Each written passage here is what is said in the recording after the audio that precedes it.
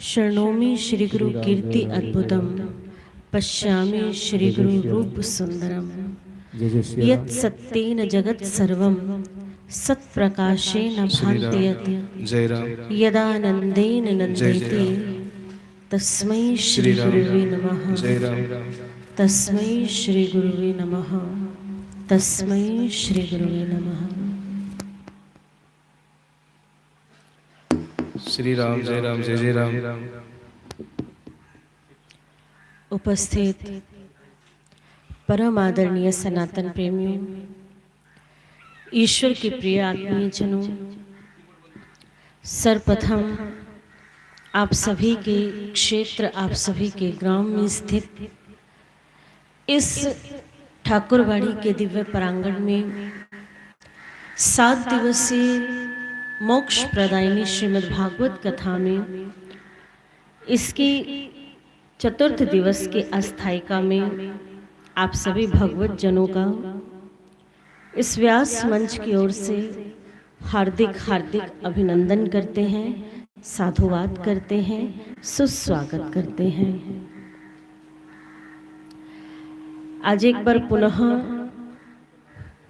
उस ईश्वर की असीम अनुकंपा से, सद्गुरुदेव भगवान की कृपा से, संतों के आशीर्वाद से एवं श्री राधा जी की असीम असीम असीम अनुकंपा से हम सभी इस श्रीमद् भागवत कथा के चौथे दिवस के अस्थायिका में प्रवेश करने जा रहे हैं। विगत 3 दिनों से हम सभी इस व्यासपीठ से प्रभु की पावन पुनीत दिव्य कल्याण स्वरूपिणी कथा को श्रवण कर रहे हैं। वो कथा जो एक व्यक्ति के जीवन को अंधकार से निकालकर प्रकाश की ओर ले जाती है। वो कथा जो एक व्यक्ति के जीवन को असत्य से निकालकर सत्य की ओर चलने की प्रेरणा देती है। वो कथा जो एक व्यक्ति को मृत प्राय होते उसके जीवन से निकालकर अमृत तत्व से जोड़ने का प्रयास करती है। वो कथा जो शवत्व की ओर बढ़ते हुए इंसान के जीवन को शिव तत्व से मिलाने का प्रयास करती है। ऐसी कलिमल हारिणी, कलुष हारिणी दिव्य मोक्ष प्रदायिनी इस श्रीमद् भागवत कथा के चतुर्थ दिवस का आज हम सभी आनंद लेंगे। विगत कुछ दिनों में हम सभी ने कथा के माध्यम से प्रभु की अनेक दिव्य लीलाओं को श्रवण किया। कल के प्रसंग में हम सभी ने दक्ष प्रजापति जी के जीवन से प्रेरणा लेने का प्रयास किया कि यदि जीवन में कभी मान, सम्मान, पद, प्रतिष्ठा यदि प्राप्त हो तो उसका हमें कभी अहंकार नहीं करना चाहिए। अहंकार व्यक्ति के जीवन का सबसे बड़ा शत्रु है। जिस प्रकार यदि फसल को यदि दीमक लग जाए, कीड़े लग जाए, तो धीरे धीरे करके वो कीड़ा जो है हमारी सारी फसल को बर्बाद कर देता है। ठीक ऐसे ही यदि हमारी भक्ति रूपी फसल को अहंकार रूपी यदि कीड़ा लग जाएगा तो ये एक कीड़ा धीरे धीरे करते हुए हमारी भक्ति की सारी फसल को नष्ट कर देगा। इसी कथा प्रवाह के अंदर कल हम सभी ने नन्हे से भक्त ध्रुव की जीवन गाथा को भी श्रवण किया। वो नन्हा सा 5 वर्षीय बालक ध्रुव जो ठीक से अपने जीवन को जान भी ना पाया, उतनी कम आयु में, उतने कम उम्र में वो अपने जीवन के सबसे बड़े लक्ष्य को प्राप्त कर गया। आखिर क्यों, कैसे और किस तरह उस ध्रुव ने अपने जीवन की उस यात्रा की ओर पग रखा। हम सभी ने सुना कि उसकी माँ ने उसे सद्विचार दिया, उसकी माँ ने उसे मार्ग दिखाया और अपनी माँ के वचनों पर ही वो विश्वास करके उस प्रभु को पाने की यात्रा की ओर बढ़ चला। आदरणीय कथा रस के अनुरागियों, यहाँ आप और हम थोड़ा सा रुककर विचार करते हैं। आप और हम भी एक साधारण जीवन जी रहे हैं। आप में से बहुत सारी माताएं हैं, पिता हैं, अभिभावक हैं जो आज अपने बाल बच्चों को पाल रहे हैं, उन्हें संस्कार दे रहे हैं। मैं आपसे एक प्रश्न पूछना चाहती हूँ, यदि ध्रुव जैसी परिस्थिति हमारे बालकों के जीवन में यदि आ जाए, हमारे बालकों को यदि कोई अपशब्द कह दे, उसे प्रताड़ित कर दे, उसे कुछ कह दे, तो हमारी प्रतिक्रिया क्या होगी? क्या हम चुपचाप हंसकर अपने बालक के अपमान को सह लेंगे? क्या हम चुप कर जाएंगे यदि किसी पड़ोसी ने, किसी व्यक्ति ने अगर हमारे बेटे को मार दिया हो, उसे कुछ कह दिया हो, तो क्या हम चुपचाप अपने घर में बैठे रहते हैं? आप जवाब दीजिए, नहीं ना। हम कोई भी काम कर रहे हो, चाहे चूल्हे पे दूध चढ़ा हो, चाहे तवे पे रोटी रखी हो, लेकिन सब कुछ छोड़ छाड़ करके हम क्या करते हैं? सबसे पहले वो पड़ोसी से झगड़ा करने के लिए जाते कि नहीं? और उससे पहले तो अपने बेटे को एक थप्पड़ लगा देते हैं कि कैसा बालक है जो उससे पिट कर आ गया, उसे 2 थप्पड़ तुझे मारा नहीं गया। यही होता है कि नहीं होता है? और फिर उल्टी शिक्षा देते हैं, बच्चे को उल्टा पाठ पढ़ाते हैं। यदि उसने तुझे 1 थप्पड़ मारा तो 2 थप्पड़ मार के आ, यदि उसने 2 मारे तो तू 4 मार के आ, उसने 1 गाली दी तो तू 4 गाली बक के आ। यही समाज में चल रहा है। लेकिन माफ कीजिएगा, आज आपके द्वारा बताया गया रास्ता, आपके द्वारा दिखाई गई दिशा जो है, वो आपके बच्चे का भविष्य निर्माण करती है।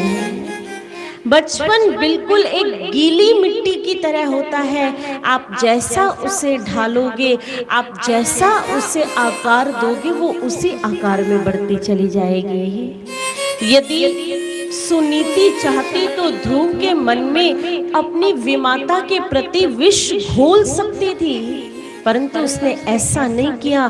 क्यों? क्योंकि वो स्वयं भगवान से जुड़ी हुई थी, वो स्वयं ईश्वर का भजन किया करती थी, वो स्वयं परमात्मा के नाम में मस्त रहती थी, वो सदैव अपने जीवन में उस ईश्वर के संकीर्तन को प्रथम स्थान देती थी।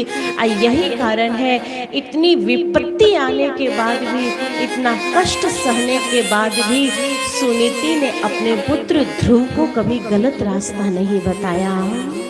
आज ध्रुव का जीवन भी हमें यही सिखाता है। यदि अपने जीवन को संकटों से मुक्त करना चाहते हो, यदि अपने जीवन को नकारात्मकता से हटाना चाहते हो, यदि अपने जीवन को सरल और सहज बनाना चाहते हो, तो उसका केवल एक ही उपाय है, और वो है प्रभु के नाम से जुड़ जाना, प्रभु के भजन से जुड़ जाना, प्रभु की भक्ति से जुड़ जाना।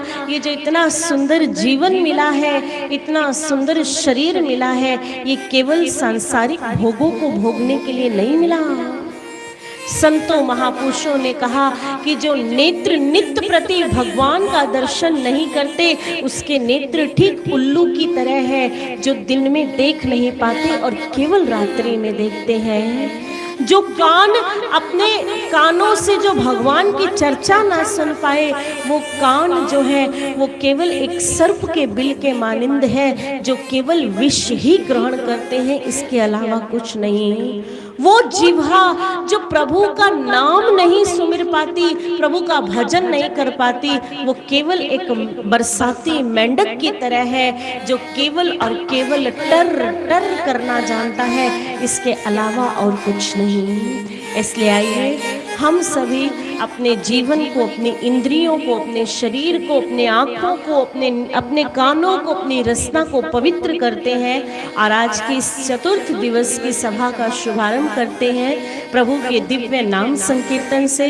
और एक बार मैं फिर से आग्रह करना चाहूँगी आप सभी ग्रामवासियों से कि आप सभी जहाँ कहीं तक भी मेरी आवाज़ को श्रवण कर पा रहे हैं, कथा अपने निर्धारित समय से प्रारंभ हो चुकी है।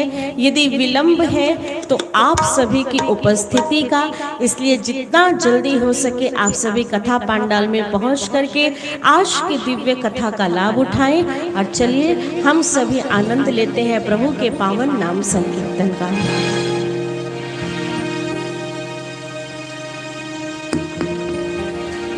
गोविंद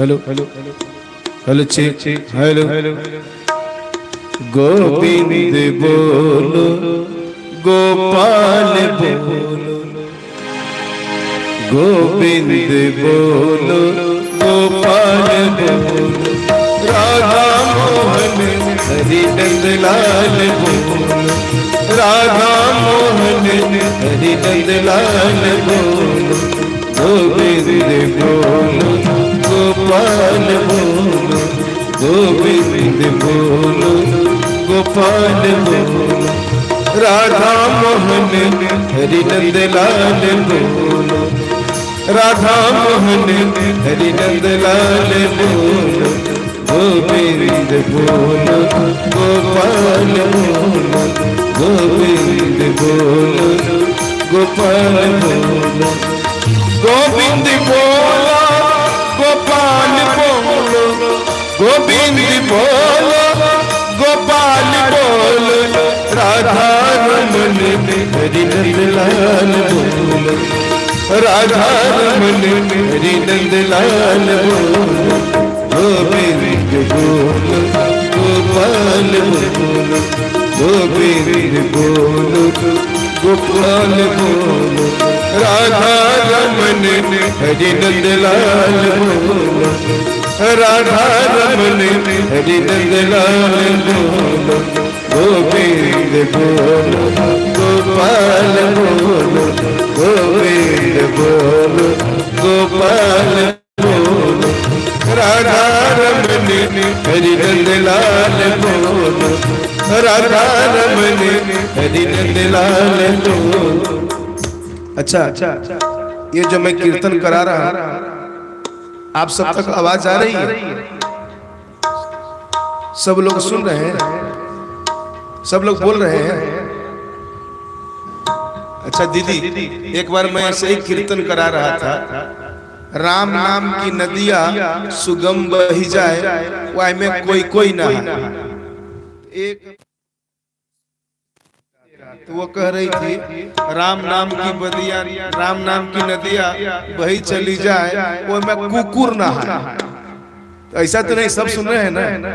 तो सब लोग बोली, ताली बजाते हुए सभी लोग बोलना है गोविंद बोलो गोपाल बोलो गोविंद बोलो गोपाल बोलो राधा रमन हरि नंदलाल बोलो राधा रमन हरि नंदलाल बोलो गोविंद बोलो गोपाल बोलो गोविंद बोलो गोपाल बोलो राधा रमन हरि नंदलाल बोलो राधा रमन हरि नंदलाल बोलो गोविंद बोलो गोपाल बोलो गोविंद बोलो गोपाल बोलो हरे रामा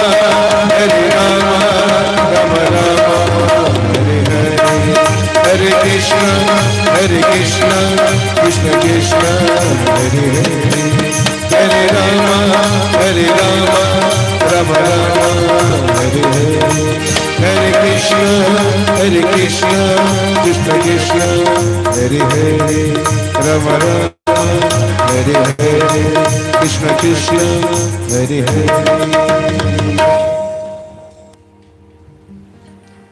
और आइए इस प्रकार अपने चंचल बिखरे हुए चित्त को प्रभु के श्री चरणों में एकाग्र करते हुए आज के इस चौथे दिन की दिव्य सभा का शुभारंभ करते हैं।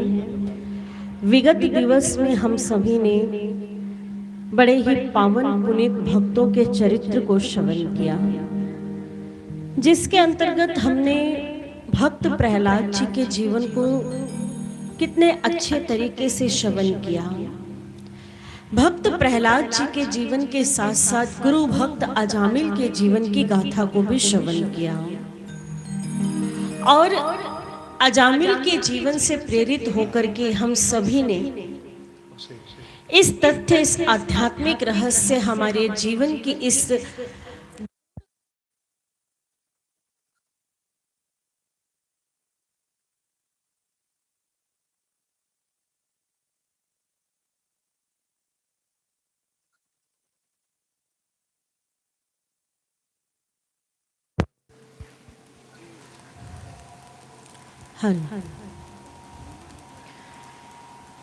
हम सभी ने इस चीज को समझने का प्रयास किया कि व्यक्ति यदि ईश्वर की कृपा को प्राप्त करके इस संसार में रहते हुए भी, संसार की जिम्मेवारियों को निभाते हुए भी, सांसारिक दायित्वों को पूरा करते हुए भी अपने जीवन के परम लक्ष्य उस परमात्मा को प्राप्त कर सकता है।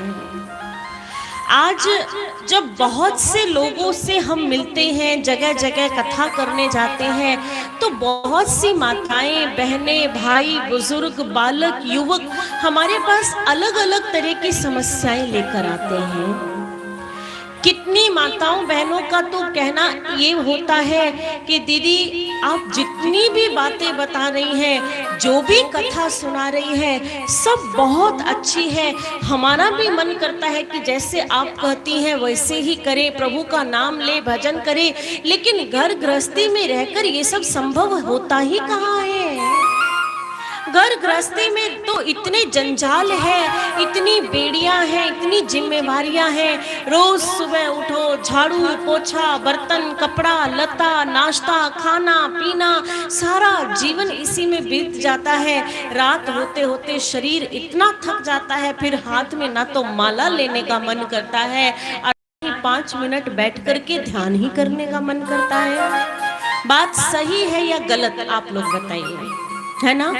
कितनी माताओं बहनों की तो ये शिकायतें रहती हैं कि दीदी इच्छा तो बहुत होती है, बैठ भी जाते हैं किसी तरीके से मन को मार करके, लेकिन क्या करें, घर के लड़ाई झगड़े ही ऐसे होते हैं कि घर के लड़ाई झगड़ों से फुर्सत मिले तो हम माला का जप करें। यदि सास माला लेकर बैठती है तो बहुत चिल्लाने लगती है, बड़ी आई बुढ़िया बगुला भक्ति करने वाली, मन ही मन हमें गाली बक रही होगी, बैठ करके माला लेकर बैठ गई।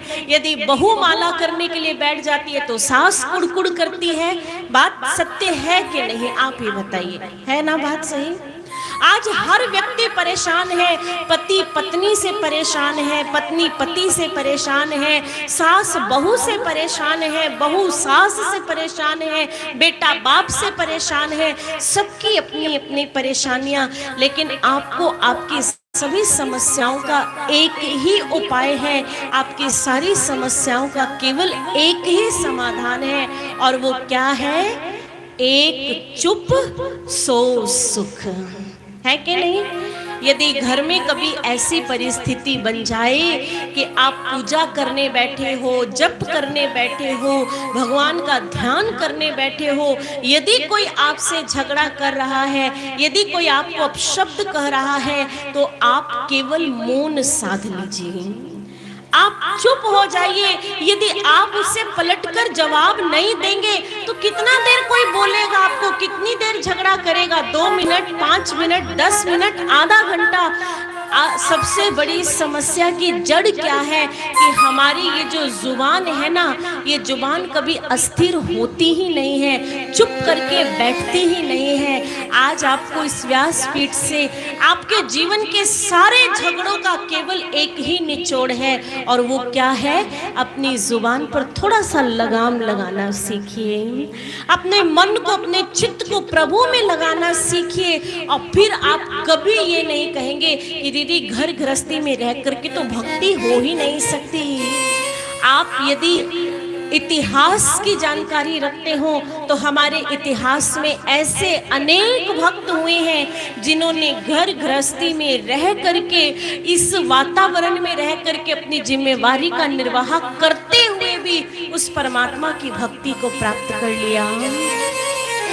यदि आपको स्मरण हो तो मैं आज आपके समक्ष एक ऐसी ही घटना, एक ऐसी ही कहानी रखूंगी, शायद उस कहानी से हमें कुछ सीखने को मिल जाए।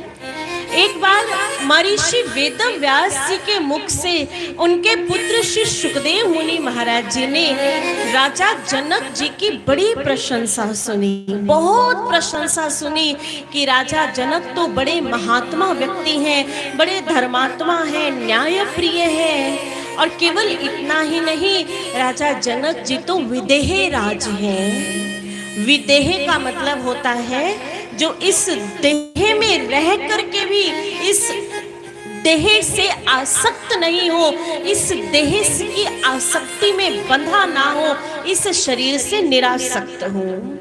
आज जैसे श्री सुखदेव मुनि महाराज जी ने अपने पिताश्री के मुख से सुना तो मन में कुछ संशय आ गया।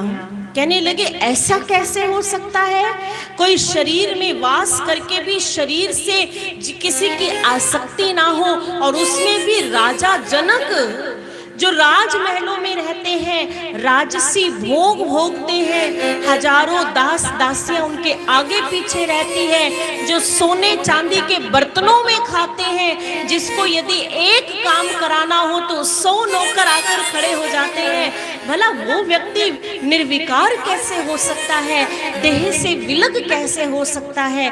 ये बात तो मुझे कुछ हजम नहीं हुई, और अपनी समस्या का समाधान कराने के लिए वो श्री व्यास जी के पास गए। अब व्यास जी ने सोचा यदि मैं शब्दों से इसे समझाऊंगा तो इसे समझ नहीं आएगी। उन्होंने कहा बेटे, तुम्हारे इस प्रश्न का उत्तर तो स्वयं महाराज जनक ही देंगे, तुम जाओ जाकर महाराज जनक जी से इस प्रश्न का उत्तर मांगो। श्री सुखदेव मुनि महाराज जी द्रुत गति से गए, और आज श्री जनक जी के द्वार पर जाकर के जैसे ही जनक जी को पता चला कि व्यास जी के सुपुत्र श्री सुखदेव मुनि पधारे हैं, दौड़ करके गए, उनका आतिथ्य किया, उन्हें स्वर्ण सिंहासन पर बिठाया, उनके चरणों का प्रक्षालन किया, और फिर कहने लगे महात्मन कहिए मैं आपकी क्या सेवा करूं। श्री सुखदेव मुनि महाराज जी ने अपने मन की व्यथा को रखा कि मैंने पिताश्री के मुंह से आपके बारे में सुना है कि आप विदेह राज हैं, यानी देह में रह करके भी देह से अलग है। ये कैसे संभव हो सकता है? आप तो राजमहल में रहते हैं, इतना वैभव, इतना सुख, इतना धन, इतनी संपत्ति, इतनी संतति, फिर आप कैसे अपने मन को प्रभु से जोड़कर रखते हैं? ये मेरी समझ से बाहर है। तो जानते उस समय राजा जनक जी ने श्री सुखदेव मुनि जी को क्या कहा? उन्होंने कहा मुनिवर, मैं आपके प्रश्न का उत्तर अवश्य दूंगा, परंतु अभी नहीं। क्या उससे पहले आप मेरा एक काम करेंगे? मुनिवर ने कहा बिल्कुल, अवश्य कहिए। राजा जनक ने उसी समय अपने दास दासियों को बुलाया और कहा एक बर्तन लेके आओ और उस बर्तन को तेल से भर दो। और अब वो तेल से भरा हुआ कटोरा उन्होंने मुनिवर के हाथों में रख दिया और कहा मुनिवर, आपके प्रश्न का उत्तर मैं बाद में दूंगा, लेकिन आप पहली बार मेरे राजमहल में आए हैं तो जरा मेरे साथ चलिए, मेरे महलों को घूमकर देख तो लीजिए कि मेरा महल कैसे बना है। लेकिन हाँ, इस महल को घुमाते हुए और घूमते हुए मेरी एक शर्त है जो आपको माननी पड़ेगी। श्री सुखदेव मुनि ने कहा, शर्त? भला कैसी शर्त और क्या शर्त? उन्होंने कहा, जब मैं आपको अपना महल घुमा रहा हूँगा तो आपके हाथ में ये जो तेल से भरा हुआ कटोरा है, इस कटोरे से एक बूंद तेल भी नीचे नहीं गिरनी चाहिए। यदि एक बूंद तेल की नीचे गिरी तो मेरी तलवार होगी और आपकी गर्दन होगी। अब सोचो, यदि हमारे सामने कोई ऐसी स्थिति खड़ी हो जाए तो हम और आप क्या करेंगे महाराज?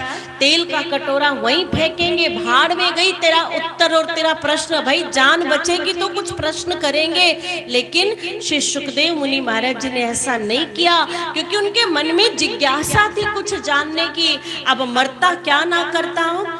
अब श्री सुखदेव मुनि महाराज जी राजा जनक जी के पीछे पीछे जा रहे हैं। राजा जनक एक स्थान पर जाकर कहते, देखिए मुनिवर, ये मेरी पाकशाला है, ये मेरी रसोई है, यहाँ हजारों दास दासियों का भोजन बनता है। थोड़ी दूर और आगे गए, ये देखिए, ये मेरा बगीचा है, यहाँ से प्रभु की पूजा के लिए अनेक सुगंधित पुष्प लाए जाते हैं। फिर थोड़ी और आगे बढ़े, ये देखिए, ये मेरी यज्ञशाला है, यहाँ नित्य प्रति मैं यज्ञ हवन करता हूँ। फिर आगे गए, ये मेरी व्यायामशाला, ये मेरा रनिवास, ये वो पूरा महल घुमा दिया। और कुछ समय के बाद जब वापस अपने राजप्रसाद में आए, वापस अपने कक्ष में आए, तो राजा जनक जी ने पूछा, कहिए मुनिवर, आपको मेरा महल कैसा लगा? जैसे ही राजा जनक जी ने ये प्रश्न पूछा तो मुनि सुखदेव कुमार जी ने क्या किया? अपने हाथ में जो तेल का कटोरा रखा था उसे सबसे पहले नीचे रखा, लंबी गहरी श्वास ली और कहे, काहे का राजमहल, काहे की आपकी पाकशाला, काहे की यज्ञशाला, काहे की व्यायामशाला?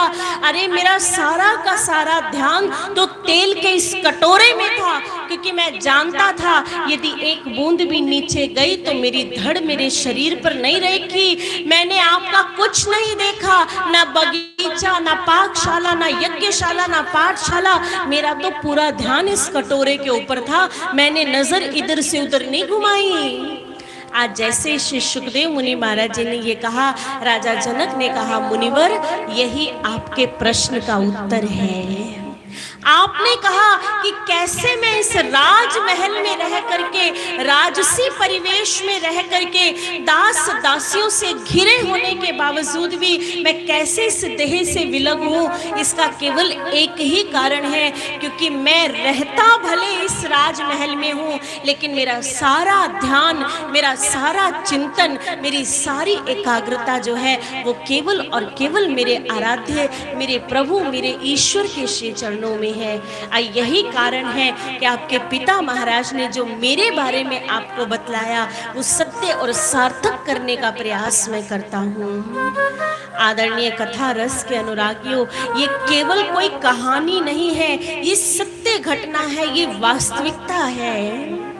विगत समय में भी मैंने आपको बताया कि आप अपने घर की जिम्मेवारियों को निभाते हुए भी, अपने कार्य को करते हुए भी, अपनी सारी जिम्मेवारियों का निर्वाह अपनी पति, पत्नी, बाल बच्चे, कुटुंबी, संबंधी सबको देखते हुए भी आप उस ईश्वर को अपने हृदय में प्राप्त कर सकते हैं, बशर्ते कि आपका निरंतर चिंतन बनते रहना चाहिए, निरंतर चिंतन होना चाहिए। कर से कर्म करो विधि नाना, पर मन राखो जहाँ कृपा निधाना। आप चाहे अपने कार्य कीजिए, अपनी रसोई बनाइए, खासकर माताएं बहनें घर में झाड़ू पोछा बर्तन रसोई जो भी काम करती हैं, आप अपने हाथ पैरों से अपने काम कीजिए, लेकिन मन में किसी की चुगली, किसी की बुराई, किसी की निंदा ना कीजिए। मन ही मन सास को गाली मत दीजिए, मन ही मन बहू को गाली मत दीजिए, मन ही मन केवल अपने आराध्य का नाम स्मरण कीजिए। आपको जिस भी आराध्य का नाम प्रिय लगता हो, यदि आपको कृष्ण नाम प्रिय लगता हो तो केवल कृष्ण का नाम सुमिरिए। यदि आपको हनुमान जी का नाम प्रिय लगता है तो वो नाम सुमिरिए। यदि श्री राम जी का नाम प्रिय लगता है तो उस नाम को पकड़कर उसका सुमिरन कीजिए, और फिर देखिए धीरे धीरे धीरे धीरे आपका जीवन कितना सहज, कितना सरल, कितना संतोषी व कितना आनंदमय हो जाता है। और ऐसी ही एक घटना इस श्रीमद् भागवत महापुराण के 9वें स्कंद के यही होगा। फिर थोड़ा देर लाइन कटेगा, फिर जनरेटर चालू हो जाएगा। हेलो, ऐसी ही एक घटना इस 9वें स्कंद के भीतर भी आती है कि जब एक भक्त हुए हैं जिनका नाम हुआ है भक्त अम्बरीश जी। वो एक प्रभु के ऐसे अनन्य सेवक थे, एक न्याय प्रिय राजा थे, सब कुछ सारी प्रजा को प्रसन्न करते, धर्मज्ञ थे, न्याय प्रिय थे, अपने द्वार से कभी किसी को खाली हाथ नहीं लौटाते थे। और इतना सब कुछ होने के बावजूद भी, इतना पैसा, इतना धन, इतनी संपत्ति, इतनी संतति होने के बावजूद भी, आपको जानते हैं भक्त अम्बरीश जी के जीवन का एक नियम था। और वो नियम क्या था? वो भगवान की सेवा स्वयं किया करते हैं। यदि भगवान को स्नान कराना है तो ऐसा नहीं कि वो अपने दास दासियों को नहीं, वो भगवान को स्नान कराने के लिए पवित्र नदी से जल भी खुद ब खुद लाते, उन्हें खुद स्नान कराते, खुद प्रभु को वस्त्र धारण करवाते, खुद उनका श्रृंगार करते, खुद उनके श्री चरणों में पुष्प चढ़ाने के लिए वाटिका से पुष्प लेकर आते। और सेवा यहीं पर समाप्त नहीं होती, प्रभु को जो भोग लगाना होता था वो भोग भी भक्त अम्बरीश अपने हाथों से स्वयं तैयार करते थे, स्वयं। किसी की, यहाँ तक कि अपनी धर्म पत्नी, अपनी रानी की भी कोई सहायता नहीं लेते थे, केवल अपने प्रभु की सेवा स्वयं अपने हाथों से करते थे। और उन्होंने अपने जीवन में एक कठिन व्रत को धारण किया था, और वो व्रत क्या था? द्वादशी पूरित एकादशी के व्रत को धारण किया था उन्होंने। वो हर महीने एकादशी के व्रत को करते, और द्वादशी पर जब पारण करने का समय होता तो पहले ब्राह्मणों को भोजन करवाते, उसके पश्चात द्वादशी लग्न में भोजन करते और अपने व्रत का पारण करते।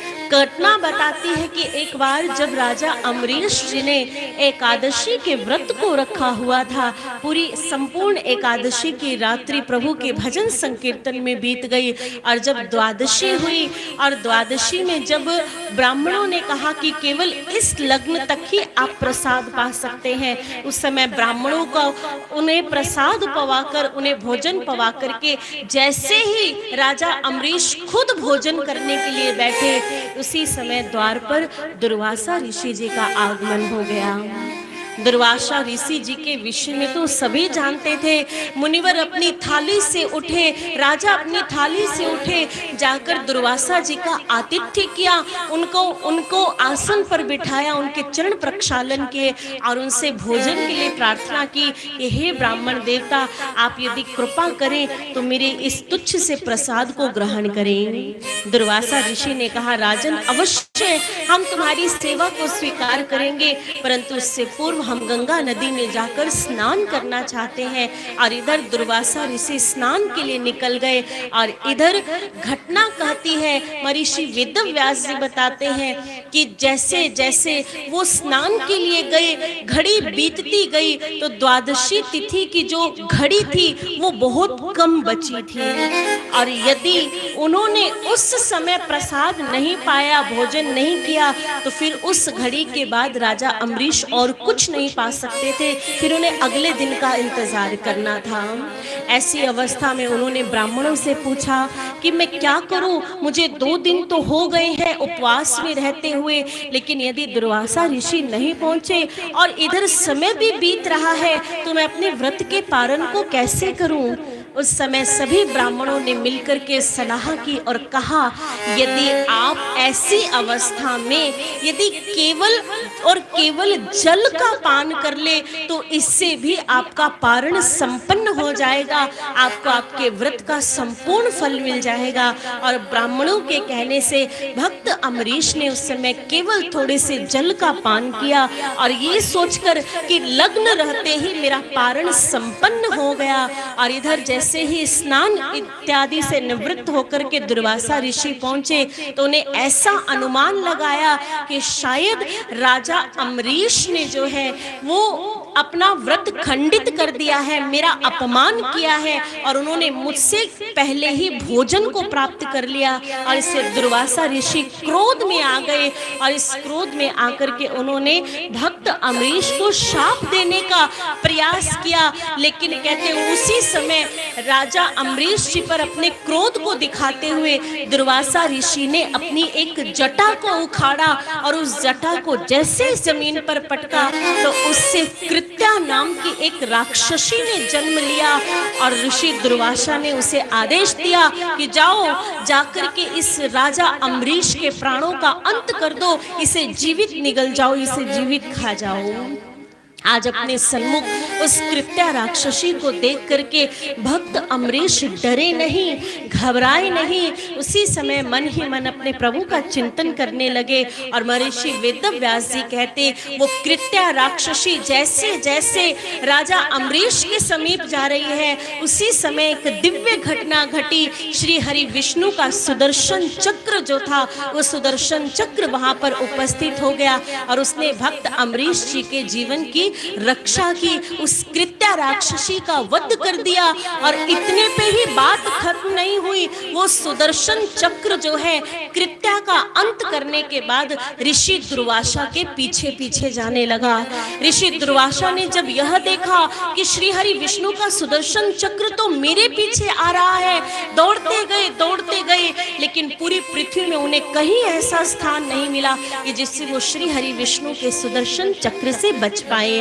दौड़ते हुए ब्रह्मलोक पहुंच गए, वहां ब्रह्मा जी के समक्ष प्रार्थना की, रक्षा कीजिए पितामह, रक्षा कीजिए, अन्यथा ये चक्र तो मेरे प्राणों का अंत कर देगा। ब्रह्मदेव ने कहा कि श्री हरि विष्णु के इस चक्र से बचाने की क्षमता मुझ में नहीं है, जाओ शायद महादेव तुम्हारी सहायता कर सके। महादेव के समक्ष गए परंतु महादेव ने भी कहा मैं सक्षम नहीं हूँ, ये तो इस सुदर्शन चक्र से तो तुम्हें वही बचा सकते हैं जिसका ये स्वयं है। और दौड़ करके दुर्वासा ऋषि श्री हरि विष्णु के समीप गए, विष्णु के चरणों में साष्टांग दंडवत हो गए, प्रभु रक्षा कीजिए, अपने सुदर्शन चक्र से मेरी रक्षा कीजिए। श्री हरि विष्णु ने कहा मुनिवर मैं तो अपने भक्तों के अधीन हूँ, मैं तो अपने भक्तों के ही अधीन रहता हूँ। जो भक्त अपना सर्वस्व सौंप करके केवल मेरे भरोसे बैठा है मैं भी अपने आप को स्वयं उसे सौंप करके जीवन जीता हूँ। आपने मेरे भक्त का अपमान किया, आपने मेरे भक्त का अपमान किया, यही कारण है कि इसमें मैं कुछ नहीं कर सकता। हाँ यदि आप चाहते हैं कि सुदर्शन चक्र से आप बचे तो जाइए, जाकर मेरे भक्त अम्बरीश से पुनः क्षमा प्रार्थना कीजिए और इस प्रकार यदि वो आपको क्षमा करेंगे तो शायद ये चक्र भी आपको क्षमा कर देगा। आज ऋषि दुर्वासा जी दौड़ करके गए भक्त अम्बरीश जी के पास और उनके चरणों में दंडवत हो गए और कहने लगे भक्तराज अम्बरीश आप मुझे क्षमा कर दीजिए, आपका अपमान करके तो मेरा जीवन संकट में पड़ गया है, मैं आपको फिर से क्षमा याचना करता हूँ, आप मुझे मेरा जीवन दान बख्श दिए, मेरा प्राण दान बख्श दीजिए। उस समय भक्त अम्बरीश जी ने ऋषि दुर्वासा जी को उठाया और कहा मुनिवर मुझसे क्षमा मांगकर मुझे लज्जित न कीजिए, मैं तो स्वयं आपका भी दास हूँ। भक्त अम्बरीश ने ऋषि दुर्वासा जी को क्षमा किया और उसी समय श्री हरि विष्णु वहां उपस्थित हुए और श्री हरि विष्णु जी ने राजा अम्बरीश जी को ये वरदान दिया कि जब तक ये धरती रहेगी, जब तक ये पृथ्वी रहेगी और जब तक इस पृथ्वी पर आप रहेंगे आपका मेरी माया बाल भी बांका नहीं कर पाएगी। आप सदैव मेरी भक्ति से और मेरे चरणों से जुड़े रहेंगे।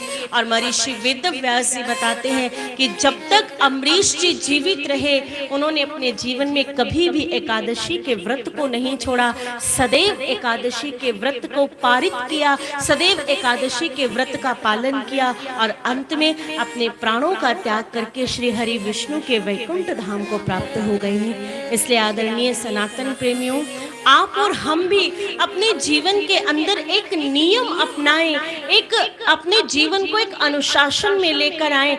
हमारी माताएं बहनें बहुत सारे व्रत करती है, बहुत सारे उपवास करती है, आए दूसरे दिन कभी मंगलवारी, कभी सोमवारी, कभी गुरुवारी, कभी कुछ। आप सब कुछ कीजिए, लेकिन सभी उपवासों का जो एक महा उपवास है, कहते ना कि हाथी के पांव में सबका पांव समा जाता है। यदि आप कुछ ना कर सको तो केवल अपने जीवन में एकादशी के व्रत का संकल्प जरूर उठाइए। हर सनातनी को, हर भारतीय को, हर हिंदू को अपने जीवन में एकादशी के व्रत को जरूर करना चाहिए। आज एकादशी के व्रत के कारण ही आज भक्त अम्बरीश राजा होते हुए भी, सांसारिक रिश्ते नातों में पड़ते हुए भी, सांसारिक वैभव को निभाते हुए भी श्री हरि विष्णु जी के पावन धाम को प्राप्त कर गए।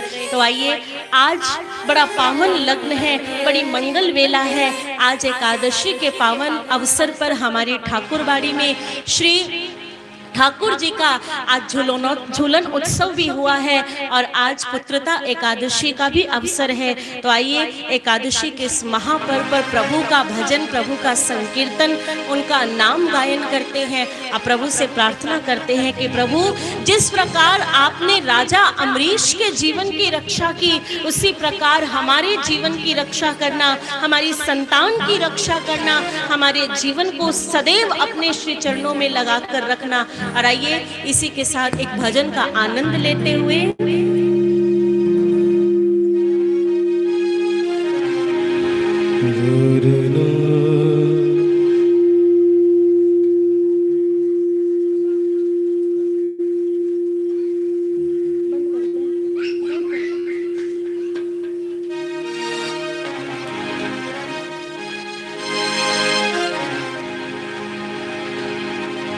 मैं हूँ भक्त,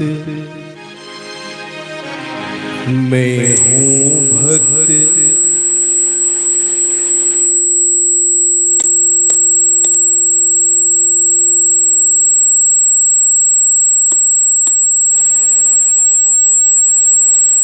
तेरे चरणन की मैं हूँ भक्त। सुन ले ओ बाबा, सुन ले ओ बाबा, सुन ले अरज अपने भगतन की। मैं हूँ भक्त तेरे चरणन की, मैं हूँ भक्त तेरे चरणन की, मैं हूँ भक्त। सुन ले ओ बाबा, सुन ले ओ बाबा, सुन ले अरज अपने भगतन की। मैं हूँ भक्त तेरे चरणन की, मैं हूँ भक्त, मैं हूँ भक्त।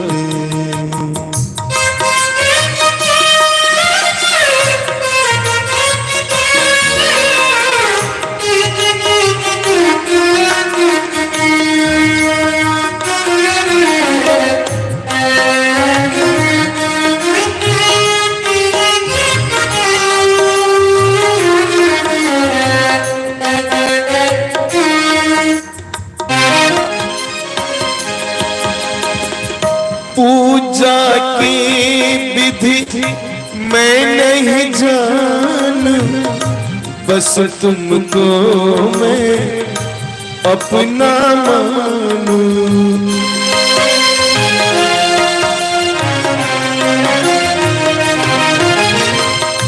पूजा की विधि मैं नहीं जान, बस तुझको मैं अपना मानू। भेंट चढ़ाऊं, भेंट चढ़ाऊं अश्वन की, मैं हूँ भक्त तेरे चरणन की। मैं हूँ भक्त, मैं हूँ भक्त।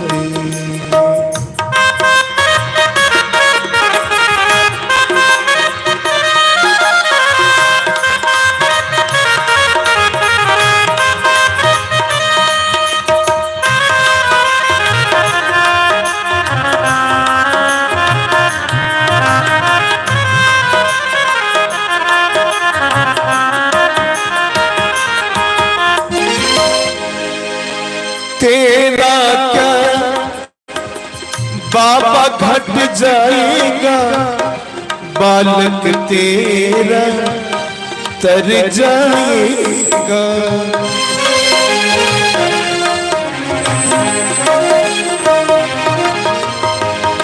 तेरा क्या बाबा घट जाएगा, बालक तेरा तर जाएगा।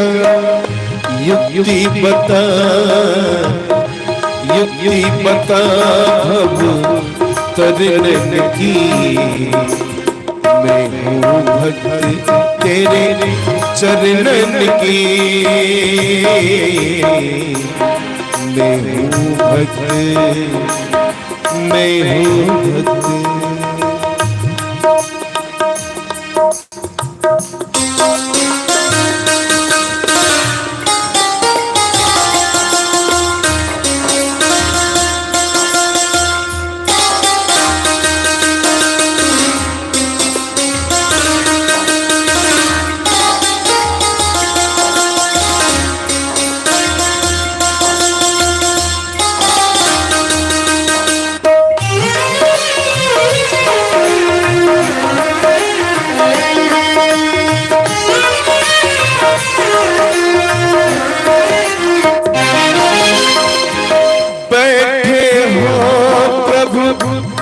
मुख फेरे कुछ न जगह क्या दिल में तेरे।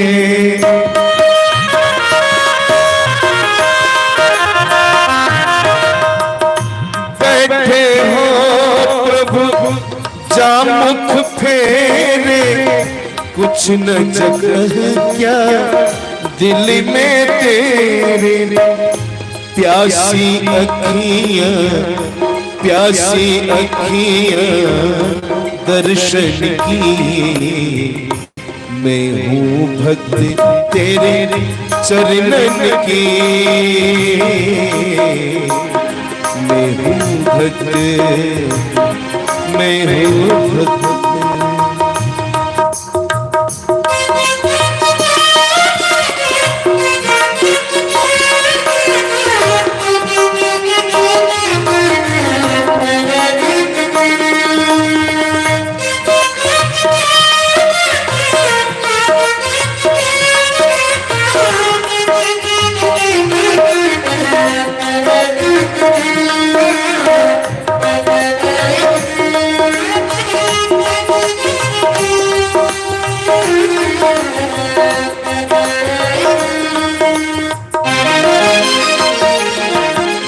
और अंत में कहना है, हे प्रभु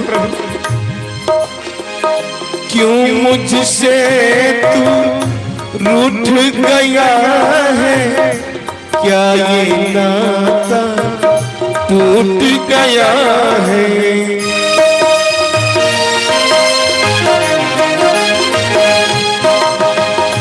क्यों मुझसे तू रूठ गया है, क्या ये नाता टूट गया है। कुछ तो बता, कुछ तो बता अपने मन की। मैं हूँ भक्त तेरे चरणन की, मैं हूँ भक्त। सुन ले ओ बाबा, सुन ले ओ बाबा, सुन ले अरज अपने भगतन की। मैं हूँ भक्त तेरे चरणन की, मैं हूँ भक्त, मैं हूँ भक्त, मैं हूँ भक्त, मैं हूँ भक्त।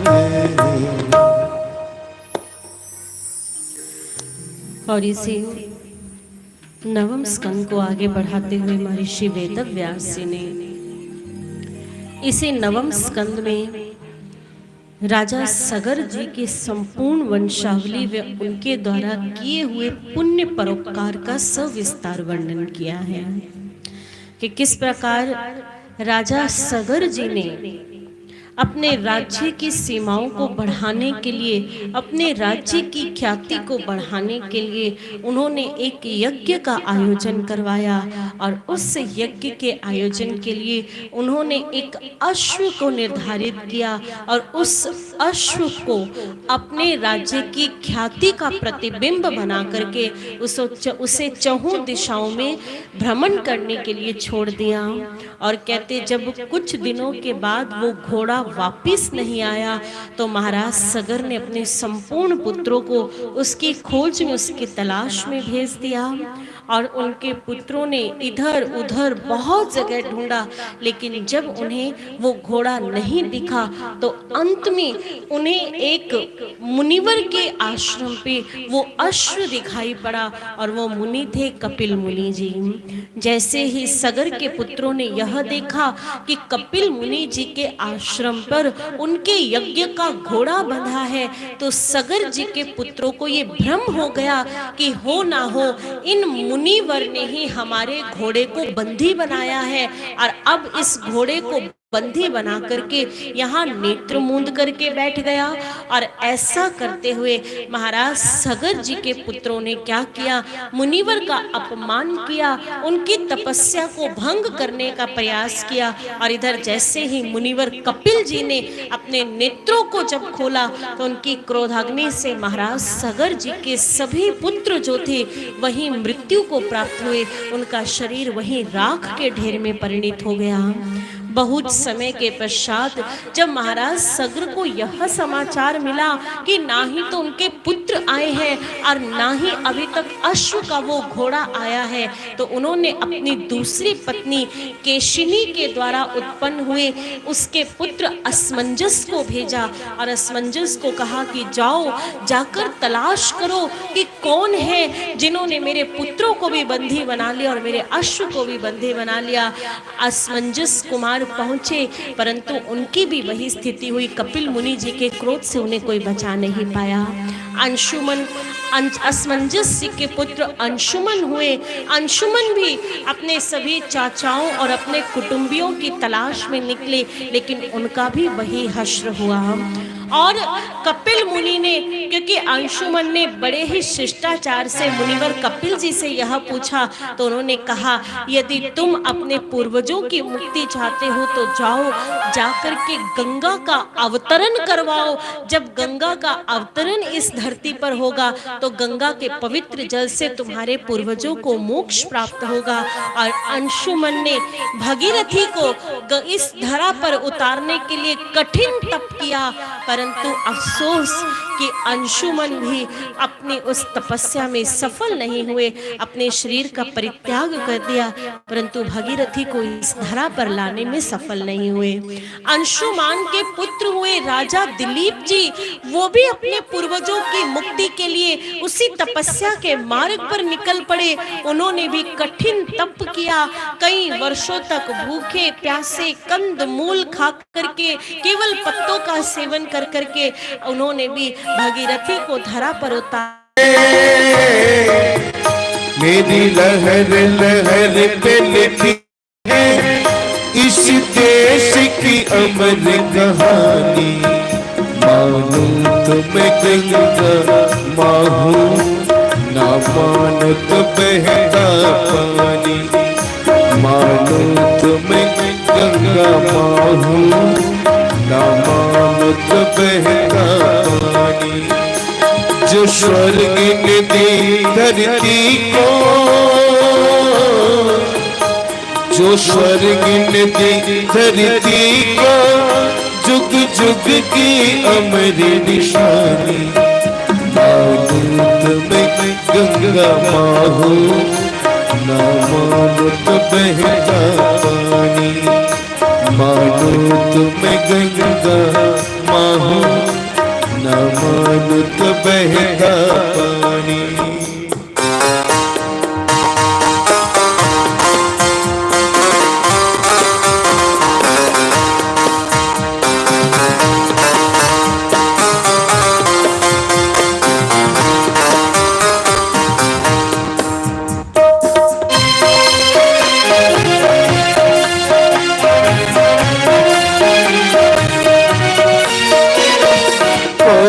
वजू करे मेरे जल से, कोई वजू करे मेरे जल से, कोई मूरत को नहलाए, कहीं धोबी कपड़े धोए, कहीं पंडित प्यास बुझाए।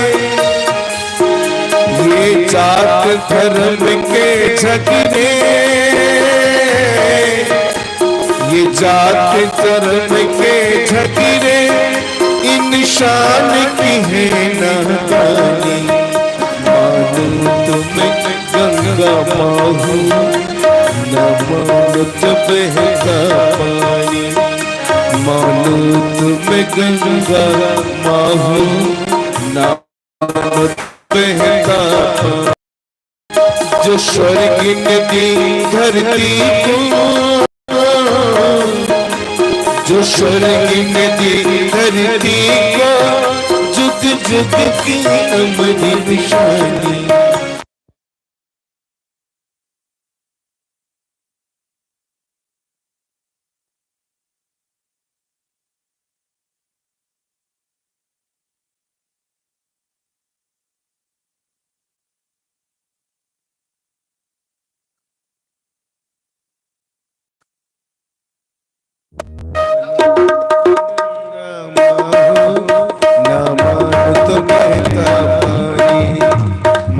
तुम्हें बहता पानी, मानो तुम्हें बहता पानी।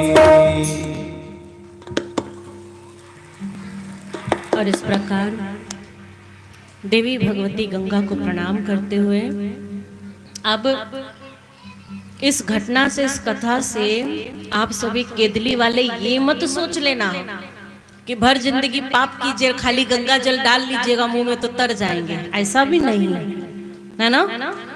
ऐसा मत सोचना कि घर जाके पत्नी से ढिशुम ढिशुम करेंगे, पति के साथ खूब जबान लगाएंगे और फिर गंगा जल पी लेंगे तो सब पाप धुल जाएंगे। ऐसा तो नहीं सोचोगे, ऐसा तो नहीं सोचोगे, है कि नहीं। केदली वाली पत्नियां तो बड़ी अच्छी हैं, है ना। अब पतियों का तो खैर मुझे पता नहीं पति कैसे हैं, लेकिन आप सभी को तो बढ़िया चल रहा है कि नहीं चल रहा है भाई? अच्छा चल रहा है। पति की सेवा खूब करती होंगी आप लोग तो, क्योंकि मिथिला की नारियां हैं, आप सभी तो जानती है कि नहीं। सीता स्वरूपिणी खुद है, सीता स्वरूपिणी है कि कुछ और रूप है आप लोगों का? है सीता स्वरूपिणी है सभी। अब देखो, इसका मतलब ये मत निकाल लेना कि रोज हम गाली गलौज करें, रोज पड़ोसियों को बद्दुआ दें, रोज किसी का भला बुरा सोचे और घर जाकर के गंगा जल पी लिया तो चलो जी हमारी भी मुक्ति हो गई, हमारी भी गति हो गई। ऐसा नहीं है। कर्मों का फल तो सबको भोगना पड़ता है, चाहे कोई राजा हो, चाहे कोई रंक हो, चाहे कोई भिखारी हो, चाहे कोई कितना भी बड़ा धनवान हो, कर्मों का फल तो सबको भोगना पड़ता है। इसलिए आप ऐसा कर्म ही मत कीजिए कि जिसका परिणाम हमें कोई सजा मिले या जिसका अंत में हमें पछताना पड़े। सभी परिवार बड़ी सुंदर चीज है, घर गृहस्थी बड़ी ही सुंदर चीज है। घर जैसी तपस्या, जैसा आश्रम। तभी तो संतों ने, महापुरुषों ने गृहस्थ में रहने वाले व्यक्तियों को कहा कि आप गृहस्थ आश्रम में रहते हैं। ये नहीं कहा कि शादी ब्याह बच्चे ये सब एक जंजाल है, नहीं, आप एक आश्रम की तरह रहिए, पति की सेवा कीजिए, पत्नी का भी कहना मानिए, बाल बच्चों को अच्छे संस्कार दीजिए। अब ऐसा नहीं कि बाहर की देवियों के साथ तो भैया हम बड़े अच्छे से पेश आते हैं, खूब बढ़िया से बोलते हैं, और अपने घर की देवी हमें सूर्पनखा जैसी लगती हो, ऐसा तो नहीं, ऐसा तो नहीं।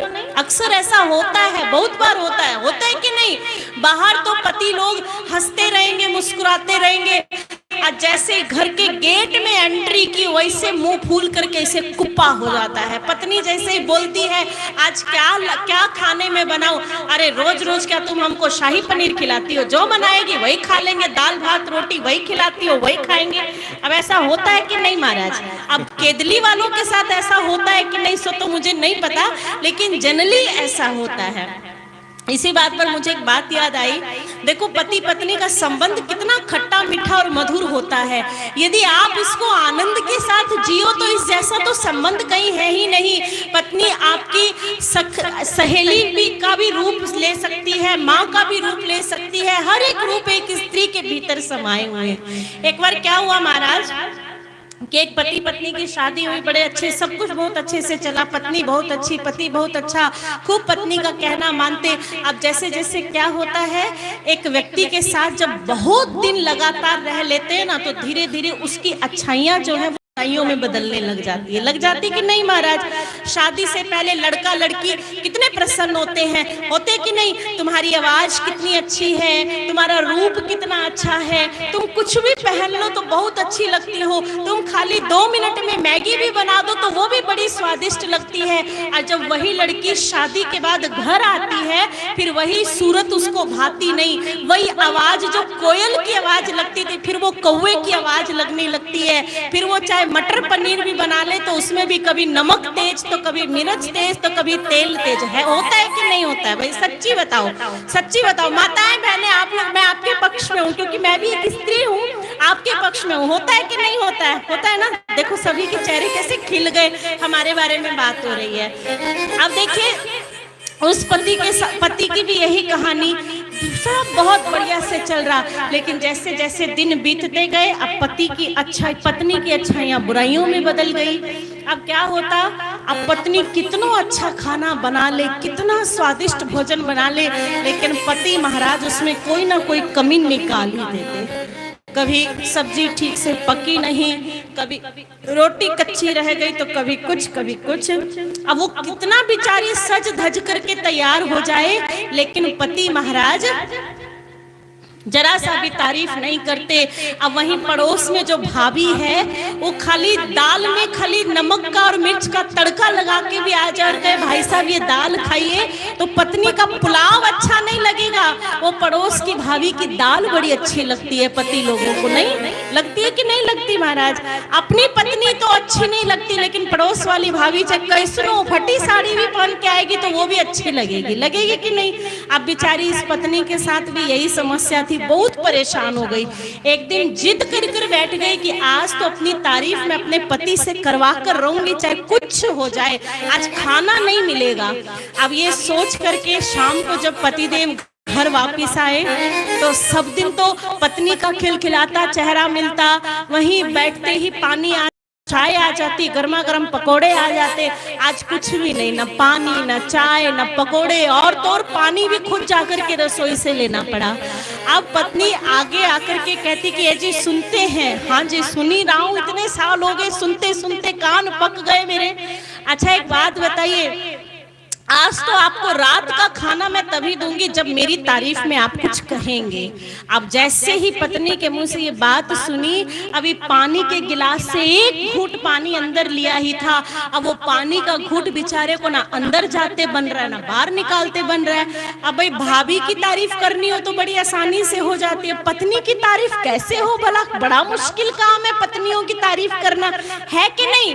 ये पति महोदय बताएंगे। पति महोदय, पत्नी की तारीफ करना आसान है कि मुश्किल काम है? आप लोग बताइए, आसान है कि मुश्किल काम है?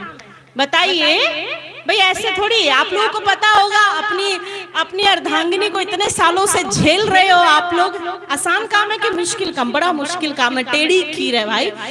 अब क्या हुआ, उसने कहा भाग्यवान एक कप चाय बना के तो पिला दे, तारीफ भी कहीं भागी थोड़ी जा रही है, तारीफ भी कर दूंगा।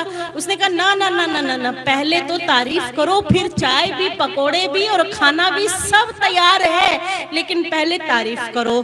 अब बेचारा पति तो कभी सर खुजाए, कभी दिमाग ठोके, अरे बोलूं तो क्या बोलूं, एक बार शक्ल देखे फिर नीचे नजर कर ले, अब उसके दिमाग में कुछ आ ही नहीं रहा। अब फिर कहने लगा भाग्यवान कल सुन लेना, आज पेट में चूहे कूद रहे हैं, फुटबॉल खेल रहे हैं, थोड़ा रोटी खिला दो, आज तो कुछ भी हो रोटी तभी मिलेगी जब मेरी तारीफ करोगे। अब बेचारा मरता क्या ना करता, तलवार लटकी थी गर्दन पे। अब बोला अच्छा ठीक है भाग्यवान ऐसा कर मेरे सामने बैठ।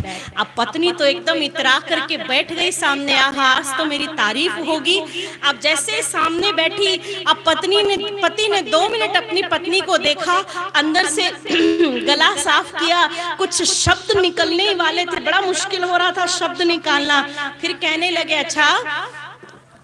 अच्छा तारीफ सुननी है? हाँ बिल्कुल सुननी है, आज ही सुननी है, अभी सुननी है। आप पति महोदय कहते अच्छा तो ठीक है चलो सुनाता हूँ, आज के बाद कभी तारीफ नहीं सुनेगी, आज ऐसी तारीफ करूंगा फिर कभी नहीं सुनेगी।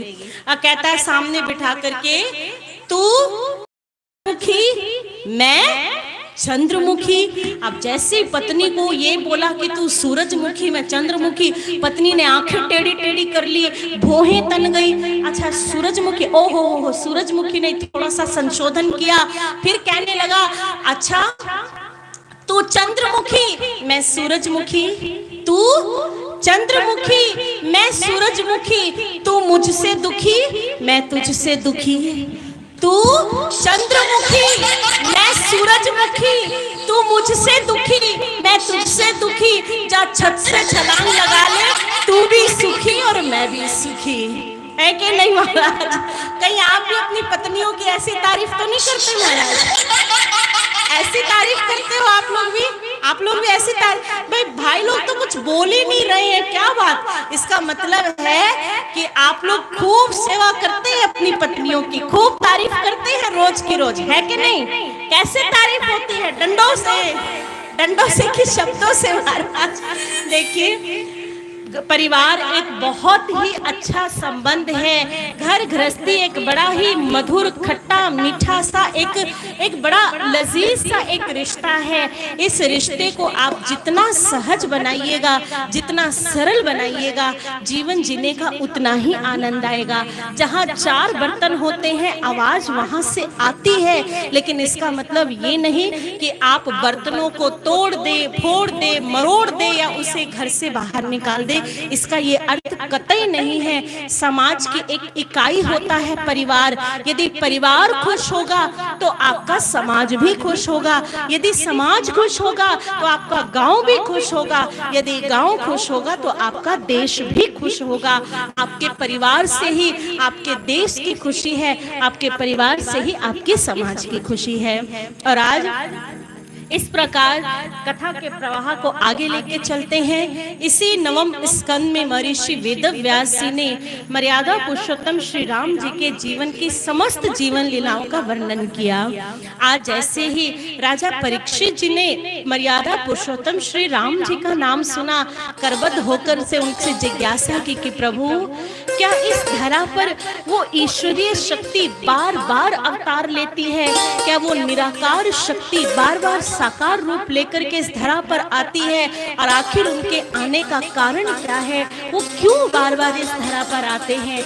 उस समय महर्षि वेदव्यास जी बताते कि श्री सुखदेव मुनि महाराज जी कहते ये तो प्रभु के इस धरा पर आने के अनेक कारण हैं, बहुत कारणों से प्रभु इस धरा पर आते हैं, परंतु जो सर्वोपरि कारण है वो कारण है इस निर्मल प्रेम के बंधन से जीवों को बांधना और अपनी जीवात्माओं के द्वारा उस प्रेम को प्राप्त करना।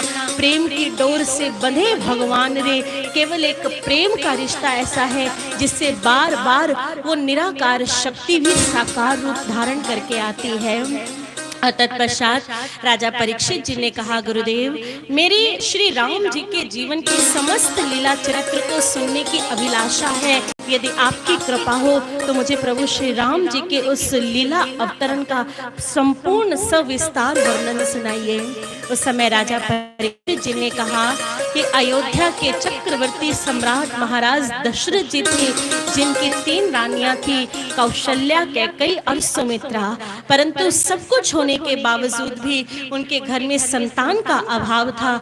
उस समय गुरु वशिष्ठ जी के कहने पर उन्होंने पुत्र कामेष्टि एक यज्ञ को करवाया, और जब पुत्र कामेष्टि यज्ञ को कराया तो उसमें से यज्ञ नारायण भगवान प्रकट हुए, अपने हाथों में खीर से भरा हुआ एक पात्र लेकर के, और उस पात्र को उन्होंने राजा दशरथ जी को प्रदान किया। और राजा दशरथ जी ने वो पात्र अपनी बड़ी रानी कौशल्या जी को दिया। कौशल्या ने आधा भाग सुमित्रा को और आधा भाग कैकेयी को दिया, आधा भाग खुद रखा, और कैकेयी और कौशल्या के आधे भाग में से एक और भाग निकाल के कैकेयी ने भी अपना आधा भाग और कौशल्या ने भी अपना आधा भाग देवी सुमित्रा को दिया। और कहते इस प्रकार जैसे ही खीर को प्राप्त करने के बाद, ईश्वर के आशीर्वाद को प्राप्त करने के बाद, काल का चक्र घूमा, समय का चक्र घूमा, और एक एक करके सभी रानियां गर्भवती हुई, सभी ने गर्भ को धारण किया। और इधर हमारे ईश्वर ने इस धरा पर अवतार लेने के लिए जिस देवी का चयन किया वो देवी थी देवी कौशल्या, क्योंकि देवी कौशल्या ने प्रभु को अपने पुत्र रूप में प्राप्त करने के लिए कठिन तप किया था, कठिन जप किया था। और तत्पश्चात उन्होंने, जब उन्हें यह ज्ञात हुआ, महाराज दशरथ को जब यह पता कि उनकी 3 रानियां सगर्भा हैं, तो उन्होंने अपने महल में आनंदोत्सव को मनाया। चारों तरफ अयोध्या को दुल्हन की तरह सजा दिया गया, और अयोध्या का हर एक वासी अपने यहाँ राजकुमारों के आने की प्रतीक्षा करने लगा। और इधर महर्षि वेदव्यास जी कहते हैं कि देवी कौशल्या के भवन की महिमा तो अलग ही है, उनके भवन की शोभा तो बताए नहीं बता पाती। आज जैसे ही प्रभु ने कौशल्या के गर्भ में आकर के स्थान धारण किया, तो मानो कौशल्या का पूरा भवन जो है एक दिव्य प्रकाश से आभासित हो गया, एक दिव्य प्रकाश चारों ओर फैल गया। असम देवी कौशल्या के मुखमंडल पर भी एक दिव्य तेज, एक दिव्य आभा प्रकट हो गई। सभी देवी देवता आकाश मार्ग में मन ही मन प्रभु से प्रार्थना करने लगे, प्रभु शीघ्र आइए, आपकी आवश्यकता शीघ्र अति शीघ्र इस वसुंधरा को आन पड़ी है। रावण का अत्याचार बढ़ रहा है, ऐसे ऐसे अनेक असुरी शक्तियां इस धरती पर बढ़ रही हैं, जिसने अपनी नकारात्मक शक्ति से पृथ्वी पर आतंक मचा के रखा हुआ है। उस समय प्रभु ने जिस घड़ी का चयन किया, जिस पल का चयन किया, उसके विषय में हमारे बाबा तुलसी बाबा बड़ा सुंदर कहते हैं। वो कहते, नौमी तिथि मधु मास पुनीता, शुक्ल पक्ष अभिजीत हरि प्रीता। सिया राम सिया राम जय जय राम, सिया राम जय जय राम। नौमी तिथि मधु मास पुनीता, शुक्ल पक्ष अभिजीत हरि प्रीता।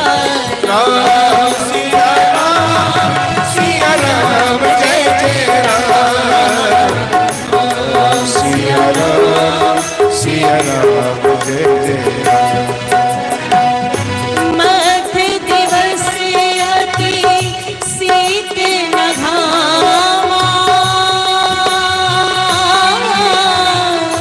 पावन काज लोक विश्राम।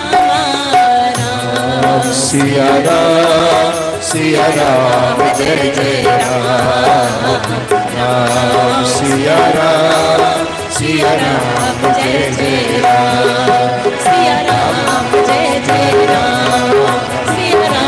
जय जय कहते हैं कि नवमी तिथि मधुमास पुनीता और उस अभिजीत मुहूर्त का प्रभु ने चयन किया जिस समय हेलो ना अति शीतलता है ना अति घाम है, मधुर समय है और कहते उस समय संपूर्ण प्रकृति झूम उठती है। सरोवरों में कलकल करती हुई नदियां अपनी उफान पर आती हैं, सरोवरों के भीतर कमल खिलने लग जाते हैं और ये संपूर्ण प्रकृति जो है झूमने लगती है, नाचने लगती है। मयूर कुहुक कुहुक की ध्वनि करने लगते हैं, मयूर अपने पंख खोल करके मानो प्रभु के आगमन में उनका स्वागत कर रहे हैं। प्रभु स्वागत है, आपका स्वागत है। और इधर महारानी कौशल्या के भवन में आज देवी कौशल्या अपने प्रभु की प्रतिमा के सामने बैठी और प्रभु ने आज एक ऐसी क्रीड़ा की कि देखते ही देखते आज प्रभु चतुर्भुज स्वरूप में जो है आज देवी कौशल्या के भवन में प्रकट हुए। आज जैसे ही प्रभु प्रकट हुए तो आज हमारे तुलसी बाबा प्रभु के प्रकटीकरण पर उनका कैसे अभिनंदन करते हैं, आइए हम सब भी श्रवण करते हैं।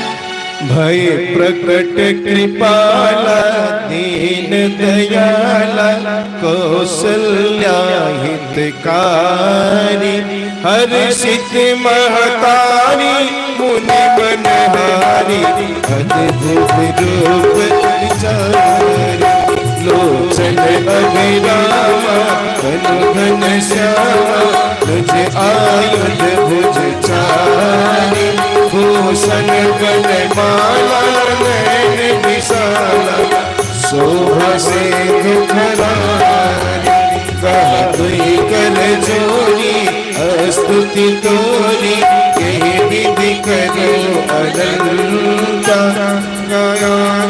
ज्ञानातीत अपार वेद पुराण करुणा सुख सागर सब गुण आगर जिहि गावहि स्तुति सल्लुकार सो मन हृदय लागी जन अनुरागी प्रगट भय श्री कल्ला ब्रह्मांड निकाया निर्मित माया रोम रोम प्रतिवेद करे उदशोयवासी यह उपहासी सुनत भीरवती दीन भरे मुस्काना चरित बहुत विधि कीन गए कथा सुनाई बात बुझाई यही प्रकार सुख मिले माता पुनि बोली सोमति डोली गजता यह रूपा जैसी सुनीला अति प्रिय शीला यह सुख परम अनुपा सुनी बचन सुजाना रोदन ठाना कोई बाक सुर रूपा यह चरित जगावहि हरि पद पावहि हे न परहि भवतोपा श्री राम जय जय राम श्री राम जय जय राम श्री राम जय जय राम श्री राम जय राम विप्रदेव सुख संतीता निन मनज अवतार निज इच्छा निर्मित तनु माया बिन सुतार श्री राम जय राम श्री राम जय राम श्री राम जय राम श्री राम जय राम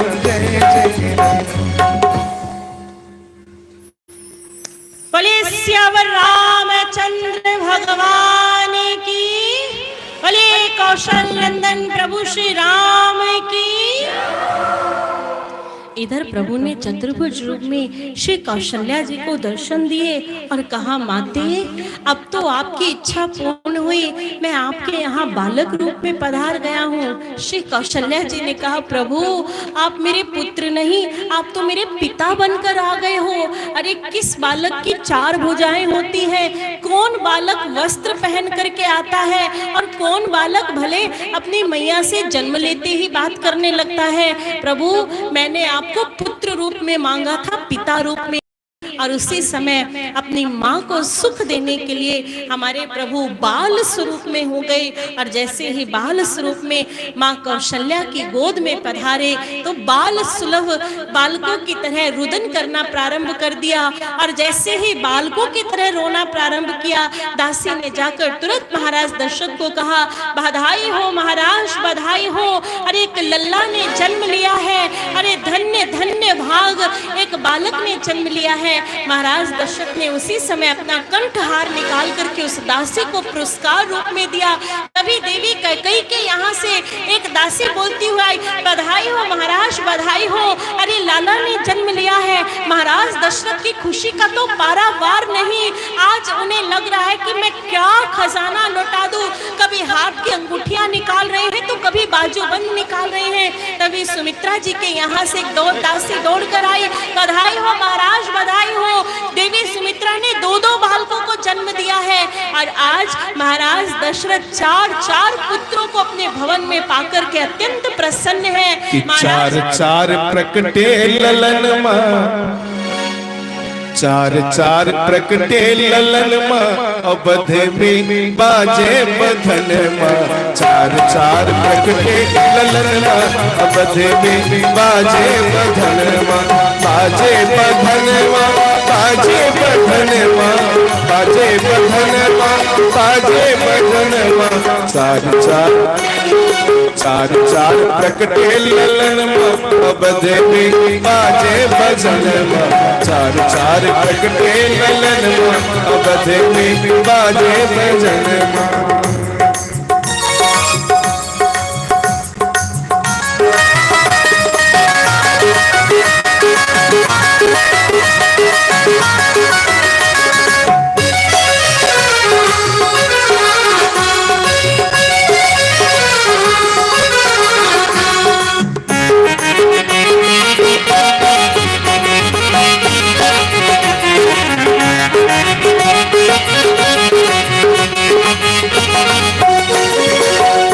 सुत नील मणि छवि छीनत, कोई सुत नील मणि छवि छीनत, कोई सुत कंचन बरन मां, कोई सुत कंचन बरन मां, अवधे में बाजे बधन मां। 4 प्रगटे ललन मां, अवधे में बाजे बधन मां।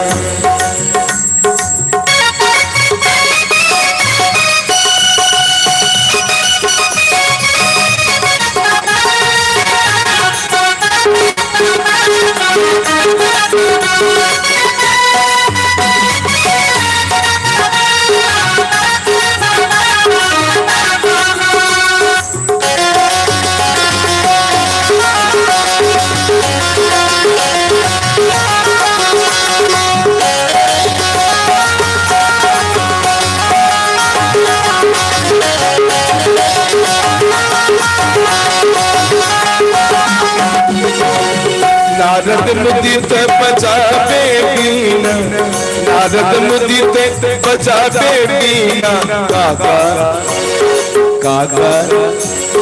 काका करे कीर्तन मां। भगवान के जन्म में कागा जो कीर्तन कर रहा है, हम लोग का कर चुपचाप बैठल हैं। जा दोनों हाथों को उठाकर सभी लोग और ताली बजाते हुए कि कागा करे कीर्तन मां, अवधे में बाजे बजना।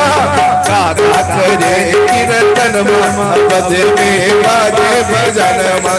बाजे बजन मां, बाजे बजन मां, बाजे बजन मां, बाजे बजन मां। 4 प्रगटे ललन मां, अवधे में बाजे बजन मां।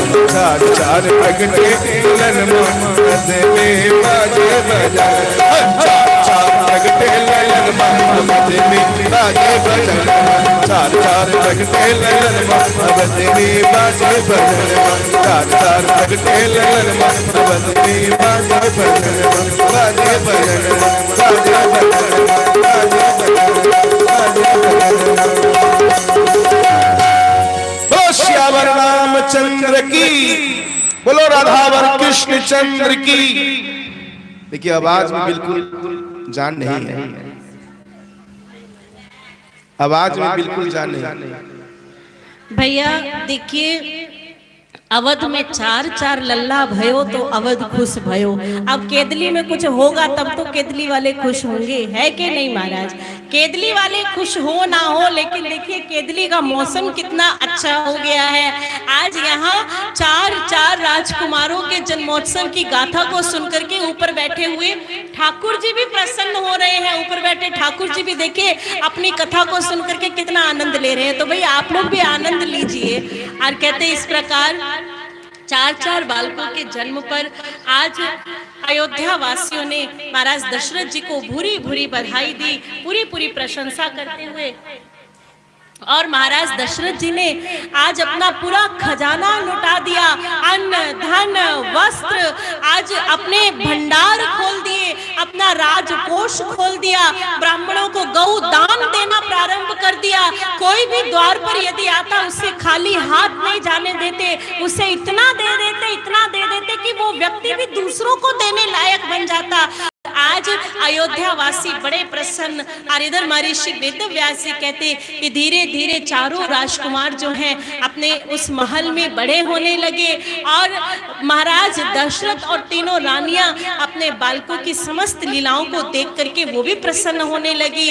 धीरे धीरे प्रभु बड़े हुए, उनका उपनयन संस्कार किया गया, गुरु दीक्षा से उन्हें संपन्न कराया गया। गुरु दीक्षा के पश्चात जब व्यस्त हुए, अपनी शिक्षा को संपन्न किया, तो एक दिन ऋषि वाल्मीकि जी विश्वामित्र जी वहां पधारे। और विश्वामित्र जी ने राजा दशरथ जी से उनके कुमारों को उनसे मांग लिया और कहा कि असुरों का अत्याचार बढ़ रहा है और इस धरा को असुरों से मुक्त कराने के लिए आपके पुत्र श्री राम और लक्ष्मण जी से मैं आपको मांगता हूँ। और न चाहते हुए भी परोपकार की भावना से प्रेरित होकर के महाराज दशरथ जी ने मुनिवर विश्वामित्र जी को जो है राम और लक्ष्मण समर्पित कर दिए। और कथा हम सभी जानते हैं कि विश्वामित्र जी के साथ नगर भ्रमण करते हुए, वन वन घूमते हुए उन्होंने अनेक ऐसे असुरों को उनका वध किया, चाहे तारकासुर हो, सुबाहु हो, अनेक असुरों का अंत किया। और इसी बीच राक्षसों का अंत करते करते और इस पृथ्वी को असुर विहीन करते हुए प्रभु विश्वामित्र जी के साथ जनकपुरी में मिथिला धाम में पहुंच गए। और वहां मिथिला धाम में राजा जनक जी ने आगे बढ़कर के विश्वामित्र जी की अगवानी की और अपनी प्रतिज्ञा से उन्हें अभिभूत कराया कि मैं अपनी पुत्री सीता के स्वयंवर के लिए प्रणबद्ध संकल्प ले चुका हूँ। यदि कोई शिव धनुष को दो भागों में विभक्त कर दे, उस पर प्रत्यंचा जो चढ़ा देगा, उसी के साथ मैं अपनी कुमारी सीता का विवाह करवाऊंगा। एक जब स्वयंवर का वो दिन आया और स्वयंवर में शिव धनुष रखा गया, अनेक चक्रवर्ती सम्राट उस स्वयंवर में उपस्थित हुए। मुनि विश्वामित्र जी राजा दशरथ जी के दोनों कुमारों श्री राम और श्री लक्ष्मण जी के साथ उस सभा में उपस्थित हुए, जहां हर एक राजा ने अपनी अपनी भुजा के बल को आजमाया, परंतु कोई भी उस शिव धनुष को टस से मस नहीं कर सका। और जैसे ही इस दृश्य को देखा, महाराज जनक को क्रोध आया और योद्धाओं से भरी हुई, चक्रवर्ती सम्राटों से भरी हुई उस सभा को संबोधित करते हुए कहने लगे, क्या इस पृथ्वी पर क्षत्रियों का अंत हो गया? क्या कोई भी ऐसा राजा नहीं है जिसकी भुजाओं में इतना बल हो कि वो इस शिव धनुष पर प्रत्यंचा चढ़ा सके?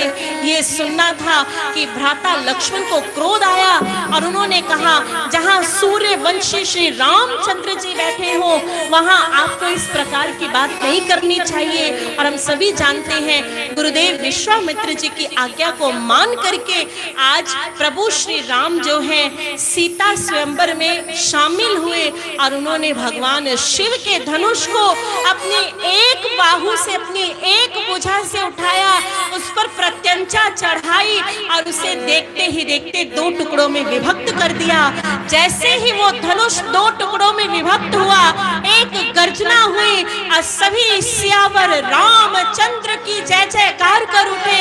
और आज माता ने आशीर्वाद दिया कि जाओ पुत्री, अब तुम्हारी वरमाला जाकर के दशरथ नंदन श्री राम जी के गले में डालो। और आज सिया अपनी सखियों के साथ मिलकर के आज रघुनंदन के गले में अपनी वरमाला डालने जा रही हैं, अपनी वरमाला को आज पहनाने जा रही हैं। और सभी सखियां मिलकर के उस मंगल घड़ी में क्या मंगल गान करती हैं। आइए हम सब भी उस झांकी का आनंद लेते हैं, उस क्षण को स्मरण करते हैं। आज हमारे प्रभु विवाह के मधुर बंधन में बंधने जा रहे हैं और आज सभी सखियां मिलकर के देवी सिया को रघुनंदन के समीप लेके जाती हैं और क्या गाती जा रही हैं। झुकी जइयो तनिक रघुबीर, झुकी जइयो तनिक रघुबीर, लले मोरी छोटी झुके जइयो तनिक रघुबीर, लले मेरी छोटी सी। झुक जइयो,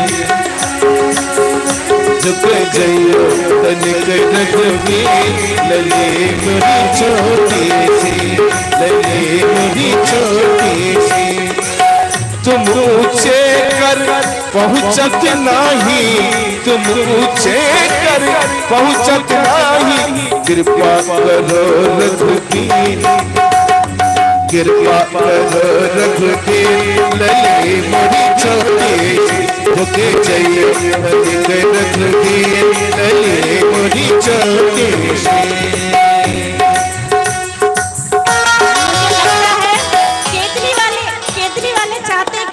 हमारे राम जी का ब्याह हो, चाहते हो राम जी का ब्याह हो कि नहीं? कौन कौन चाहता है हमारे राम जी का सिया जी के साथ ब्याह हो, लक्ष्मण जी का उर्मिला जी के साथ ब्याह हो, भरत शत्रुघ्न जी का ब्याह हो? सब चाहते हैं, सब चाहते हैं। तो भैया आपके ब्याह में ऐसे ऐसे होता है, आपके यहाँ जब विवाह होता है तो ऐसे बैठे रहते हो आप लोग?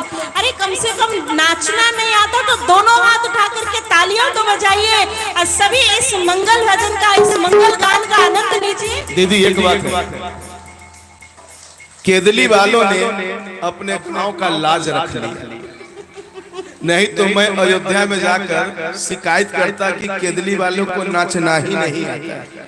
लेकिन आज केदली का नाच रख लिया केदली वालों ने। आइए देखिए, प्रभु के विवाह में न नाचेंगे तो कब नाचेंगे?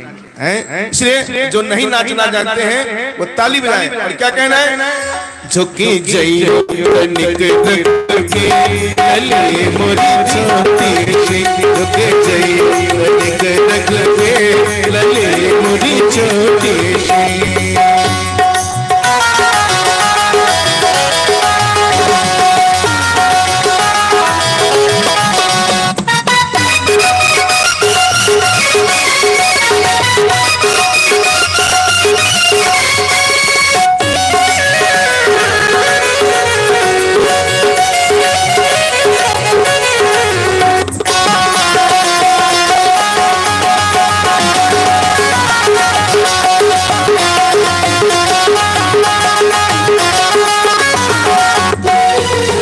कब से खरीसी पाए पिरानी, कब से खरीसी पाए पिरानी, पाए पिरानी, पाए पिरानी, कब से खरीसी पाए पिरानी।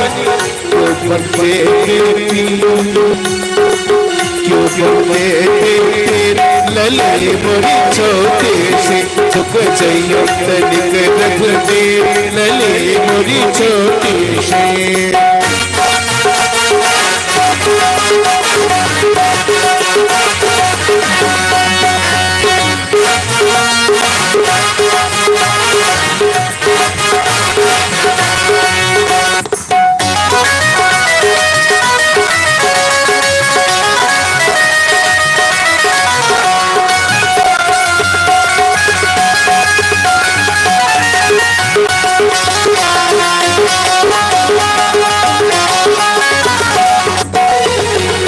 माला दुल्हन नहीं वही हो, बिन माला दुल्हन नहीं वही हो। अरे लिली फूल की जगी लली मोरी छोटी सी, झुक जाइयो तनिक रघुबीर लली मोरी छोटी सी।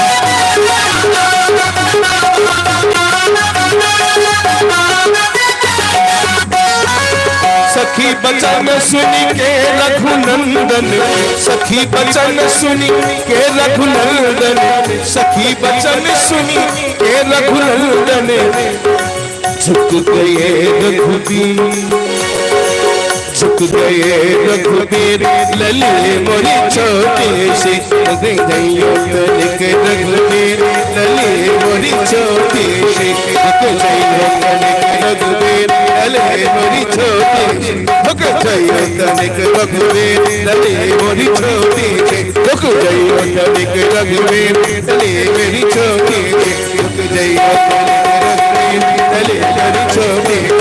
लली मोरी छोटी सी, लली मोरी छोटी सी, लली मोरी छोटी सी। बोलो श्यावर रामचंद्र की, बोलो राधावर कृष्ण चंद्र की। और इस प्रकार चारों राजकुमारों का विधिवत विवाह संपन्न हुआ। बाजे गाजे के साथ आज मिथिला कुमारी ने अयोध्या में प्रवेश किया। सभी पुत्र वधुओं का सम्मान व उनकी आरती उतारकर ठाकुरबाड़ी का सेवक डब्लू पटेल जिनके तरफ से 101 रुपया का चढ़ावा भगवान के चरणों में आया है। ठाकुर जी हमेशा उन्हें कल्याण करें और हमेशा अपने चरणों में उन्हें अनुरति प्रदान करें। और इस प्रकार चारों राजकुमारियों का अयोध्या में ससम्मान स्वागत हुआ। हम सभी जानते हैं कि किस प्रकार कुछ समय विधि पूर्वक प्रशंसा के साथ बीतने के बाद जैसे ही महाराज दशरथ जी ने यह घोषणा की कि आगामी दिवस में मैं अपने बड़े पुत्र राम को राजगद्दी पर विभूषित करूंगा, उसी समय मंथरा की एक कुटिल चाल ने, मंथरा के एक कुटिल विचार ने पूरी अयोध्या की तस्वीर को बदल कर रख दिया। मंथरा की एक कुटिल चाल के कारण महारानी कैकेयी की बुद्धि भ्रमित हुई। उन्होंने महाराज दशरथ जी से 2 वरदान मांगे और एक वरदान में अपने भरत के लिए राजपाट मांगा और दूसरे में श्री राम जी के लिए 14 वर्ष का वनवास मांग बैठी। जैसे ही मर्यादा पुरुषोत्तम श्री राम जी को यह स्मरण हुआ कि मेरे कारण, अपने वचन के कारण पिताश्री जो है अत्यंत संतप्त हो गए हैं, उसी समय अपने पिता महाराज के सन्मुख और कहा, पिताजी केवल इतनी सी बात के लिए आप इतने पीड़ा में अपने आप को रखे हुए हैं। मैं अभी इसी समय राजपाट और भवन और अयोध्या का त्याग करता हूँ। मैं अभी आपकी आज्ञा को शिरोधार्य करता हूँ। और 14 वर्ष के लिए प्रभु श्री राम वनवास को चले गए। प्रभु श्री राम वनवास को गए, वहाँ अनेक मुनियों से मिले, अनेक ऋषि के आश्रम में गए। वहीं उनकी भेंट जो है अपने मित्र से भी हुई और अपने मित्र से भेंट करने के पश्चात बच्चे लोगों को शांत कीजिए, बहुत शोरगुल हो रहा है। बच्चे लोगों को, जो सामने बच्चा हल्ला कर रहा है, अपने आसपास के बच्चों शांत कीजिए और सामने से अगरबत्ती हटाइए। श्रृंगवेरपुर में अपने मित्र से मिलने के पश्चात, अपने सहपाठी से मिलने के पश्चात प्रभु ने अपने मित्र से कहा कि बंधु, हमें गंगा पार जाना है, हमारे लिए एक नाव का प्रबंध कीजिए। और जानते हैं भक्तों, संपूर्ण रामायण में मुझे इस केवट का चरित्र इतना अच्छा लगता है, इतना अच्छा लगता है। जिस प्रभु की रज के लिए, जिस प्रभु के चरणामृत के लिए देवता भी करबद्ध होते हैं, तब भी उन्हें प्रभु के चरण प्रक्षालन का सुअवसर प्राप्त नहीं होता। ऐसे भक्त ने हट कर करके अपना संबंध प्रभु के साथ इतना प्रगाढ़ किया, अपनी प्रीति प्रभु के साथ इतनी प्रगाढ़ की कि नाव पर चढ़ने से पहले केवट ने कहा, ना ना प्रभु, ऐसे नाव नहीं चढ़ाऊंगा जब तक चरणों का प्रक्षालन न कर लूंगा और उस चरणामृत को स्वयं पान न कर लूंगा, तब तक आपको मैं नाव पर नहीं चढ़ाऊंगा। और उस समय काष्ठ के कठोते पर और गंगा जी के पवित्र जल से आज केवट ने प्रभु के श्री चरणों का प्रक्षालन किया, उस चरणामृत को धारण किया। तत्पश्चात प्रभु को गंगा पार उतारा। गंगा पार उतर करके अनेक मुनियों के आश्रम में प्रभु विचरे और तत्पश्चात चित्रकूट पर्वत पर उन्होंने अपनी पर्णकुटी बना करके संपूर्ण वनवास के जीवन को व्यतीत किया। इसी वनवास काल में शूर्पणखा की घटना घटी। तब शूर्पणखा की घटना घटित होने के बाद खर, दूषण, सुबाहु अनेक राक्षसों का वध करने के पश्चात प्रभु ने रावण के इस आतंक को खत्म करने के लिए देवी सीता को अग्निदेव को समर्पित किया और उनकी प्रतिछाया के साथ आगे की लीला को संपन्न किया। मारीच एक स्वर्ण हिरण बनकर के आया और हम सभी जानते हैं मारीच प्रभु श्री राम को बहुत दूर ले गया और इधर लक्ष्मण जी और श्री सीता जी कुटिया में अकेले थे और मारीच ने स्वांग रचा। अपने मुख से लक्ष्मण और सीता का नाम सुनकर के श्री जानकी जी भयभीत हुई। उन्होंने लक्ष्मण को कटु वचन कहे और कहा, जाओ अपने भैया की रक्षा करो। लक्ष्मण जी कुटी के चारों ओर लक्ष्मण रेखा खींच कर गए, परंतु रावण जैसे आतताई ने भेष बदल करके और कूटनीति का प्रयोग करते हुए, दुर्बुद्धि के का इस्तेमाल करते हुए श्री देवी सीता जी का अपहरण कर लिया। जैसे ही देवी सीता का अपहरण किया, मार्ग में जटायु से भेंट हुई। देवी सीता की रक्षा करते करते जटायु ने अपने प्राणों को दांव पर लगा दिया और जैसे ही श्री सीता जी को रावण लंका में लेकर जाने लगा, देवी सीता ने अपने आभूषण अपने ही आंचल में बांध करके नीचे पृथ्वी पर गिराए, जिसे भविष्य में महाराज सुग्रीव जी ने धारण किया, उन्हें प्राप्त किया। और ये सुग्रीव जी वही थे जिन्हें श्री हनुमान जी ने उनसे मिलवाया, उनकी भेंट करवाई। श्री राम प्रभु जी माता शबरी का उद्धार करते हुए, माता शबरी को नवधा भक्ति का ज्ञान देते हुए और उस समय सुमेरु पर्वत पर पहुंचे, जहां पर सुग्रीव, जामवंत जी और हनुमान जी, अंगद, नल, नील इत्यादि वानर सेना के साथ वहां पर उपस्थित थे। श्री राम जी ने सुग्रीव के साथ मित्रता को किया और तत्पश्चात सारा वानर दल श्री जानकी जी की खोज में लग गया। आगे की संपूर्ण कथा हम जानते हैं कि किस प्रकार मर्यादा पुरुषोत्तम श्री राम जी ने सागर पर पुल बांधा, लंका पर चढ़ाई कर दी और उस आतताई रावण का वध कर दिया और श्री जानकी जी को रावण के चंगुल से छुड़ा करके पुनः धर्म की स्थापना कर दी। आदरणीय सनातन प्रेमियों, प्रभु श्री राम जी के जीवन चरित्र को कहने का केवल और केवल एक ही मकसद है। वो क्या कि राम, यदि मुझे याद आया एक बार एक संत से किसी ने एक प्रश्न पूछा और प्रश्न क्या पूछा, उन्होंने कहा कि गुरुदेव मुझे ये बताइए कि गोस्वामी श्री तुलसीदास जी ने इस श्री रामचरितमानस का नाम श्री रामचरितमानस क्यों रखा? वो श्री राम कथा भी रख सकते थे, श्री रामचरित्रामृत भी रख सकते थे, परंतु यही नाम क्यों चुना गया, श्री रामचरितमानस? आप लोग भी सोचिए कि तुलसी बाबा ने आप सभी का ध्यान कृपया करके इधर रहे। एक एक शब्द बड़ा मूल्यवान है कि गोस्वामी तुलसीदास जी ने श्री रामचरितमानस का नाम यही क्यों रखा। तो जानते उस समय उन संत ने क्या उत्तर दिया। उन्होंने कहा कि गोस्वामी तुलसीदास जी ने इस साहित्य का नाम श्री रामचरितमानस इसीलिए रखा कि यदि जिस दिन हर एक व्यक्ति के जीवन में राम का चरित्र उतर जाएगा, हर एक व्यक्ति के मानस पटल पर राम का चरित्र जिस दिन आ जाएगा, उसी दिन राम राज्य स्थापित हो जाएगा। राम राज्य दूर नहीं है। जिस दिन आपके अंदर राम की मर्यादाएं, राम की सीमाएं, राम का चरित्र जिस दिन आपके भीतर आ गया, उस दिन राम राज्य आपके घर में स्वयं प्रकट हो जाएगा। आपको किसी अयोध्या जाने की आवश्यकता नहीं पड़ेगी। बंधुओं, राम के चरित्र से सीखिए, राम के जीवन से सीखिए। प्रभु श्री राम जी के जीवन में कितनी विपरीत परिस्थितियां आई, परंतु एक चीज है जिन्होंने उनको कभी टूटने नहीं दिया, या जो उनके मुख से कभी भी क्षीण नहीं हुई, कभी भी उसका क्षय नहीं हुआ, और वो है उनकी मुस्कुराहट, उनका धैर्य। मर्यादा पुरुषोत्तम श्री राम ने चाहे वनवास में ठोकरें खाई हो, चाहे पत्नी का हनन हुआ हो, चाहे राज्य अभिषेक ना हुआ हो, कैसी भी परिस्थिति आई, लेकिन प्रभु के अधरों पर सदैव मुस्कुराहट रही और प्रभु ने कभी भी धैर्य का साथ नहीं छोड़ा। इसलिए आदरणीय राम भक्त कहलाने वालों, अपने जीवन में केवल राम की कथा नहीं, केवल राम की कहानी नहीं, राम के चरित्र को भी उतारने का प्रयास कीजिए। आज हमारे जीवन में थोड़ी सी दुख, थोड़ी सी तकलीफ, थोड़ी सी परेशानी नहीं आती कि हम अपने जीवन के अंदर ऐसे मुंह फुलाकर बैठ जाते, किसी से बात नहीं करते। अरे आज छेड़ो मत, मूड बड़ा ऑफ है, मेरा किसी से बात करने का मन नहीं। और तो और आजकल एक नई बीमारी चल गई, कौन सी? किसी से पूछो और भाई साहब क्या चल रहा है, अरे भाई पूछो मत, कुछ समझ नहीं आ रहा, कुछ अच्छा नहीं चल रहा बस। अरे क्या नहीं अच्छा चल रहा, बताइए तो सही, परेशानी क्या?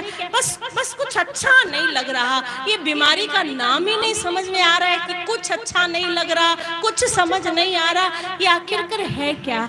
ये कुछ और नहीं, ये हमारे मन की बदमाशी है। इसलिए बार बार कहती हूँ कि इस मन को बार बार बाहरी भोगों से खींच करके प्रभु के चरणों में लगाइए, प्रभु के भजन में लगाइए, प्रभु के कीर्तन में लगाइए, और फिर देखिए जीवन कितना आनंदित होगा। और इसी के साथ ये नवम स्कंद यहीं पर संपन्न होता है। दशम स्कंद के पूर्वार्ध की ओर जब बढ़ते हैं तो कहते, जैसे ही राजा परीक्षित जी, महर्षि वेदव्यास जी कहते कि जैसे ही दशम स्कंद की ओर बढ़ने लगे तो क्षण भर के लिए श्री सुखदेव मुनि महाराज जी समाधि में उतर गए। और जब वो समाधि से बाहर आए तो उन्होंने राजा परीक्षित जी को कहा, सावधान राजन, अब मैं तुम्हें प्रभु के जीवन की वो कथा सुनाने जा रहा हूँ जो इस संपूर्ण भागवत का फल है, जो इस संपूर्ण भागवत का सार है। और वो सार, वो फल, वो कथा है प्रभु श्री कृष्ण के अवतार की कथा।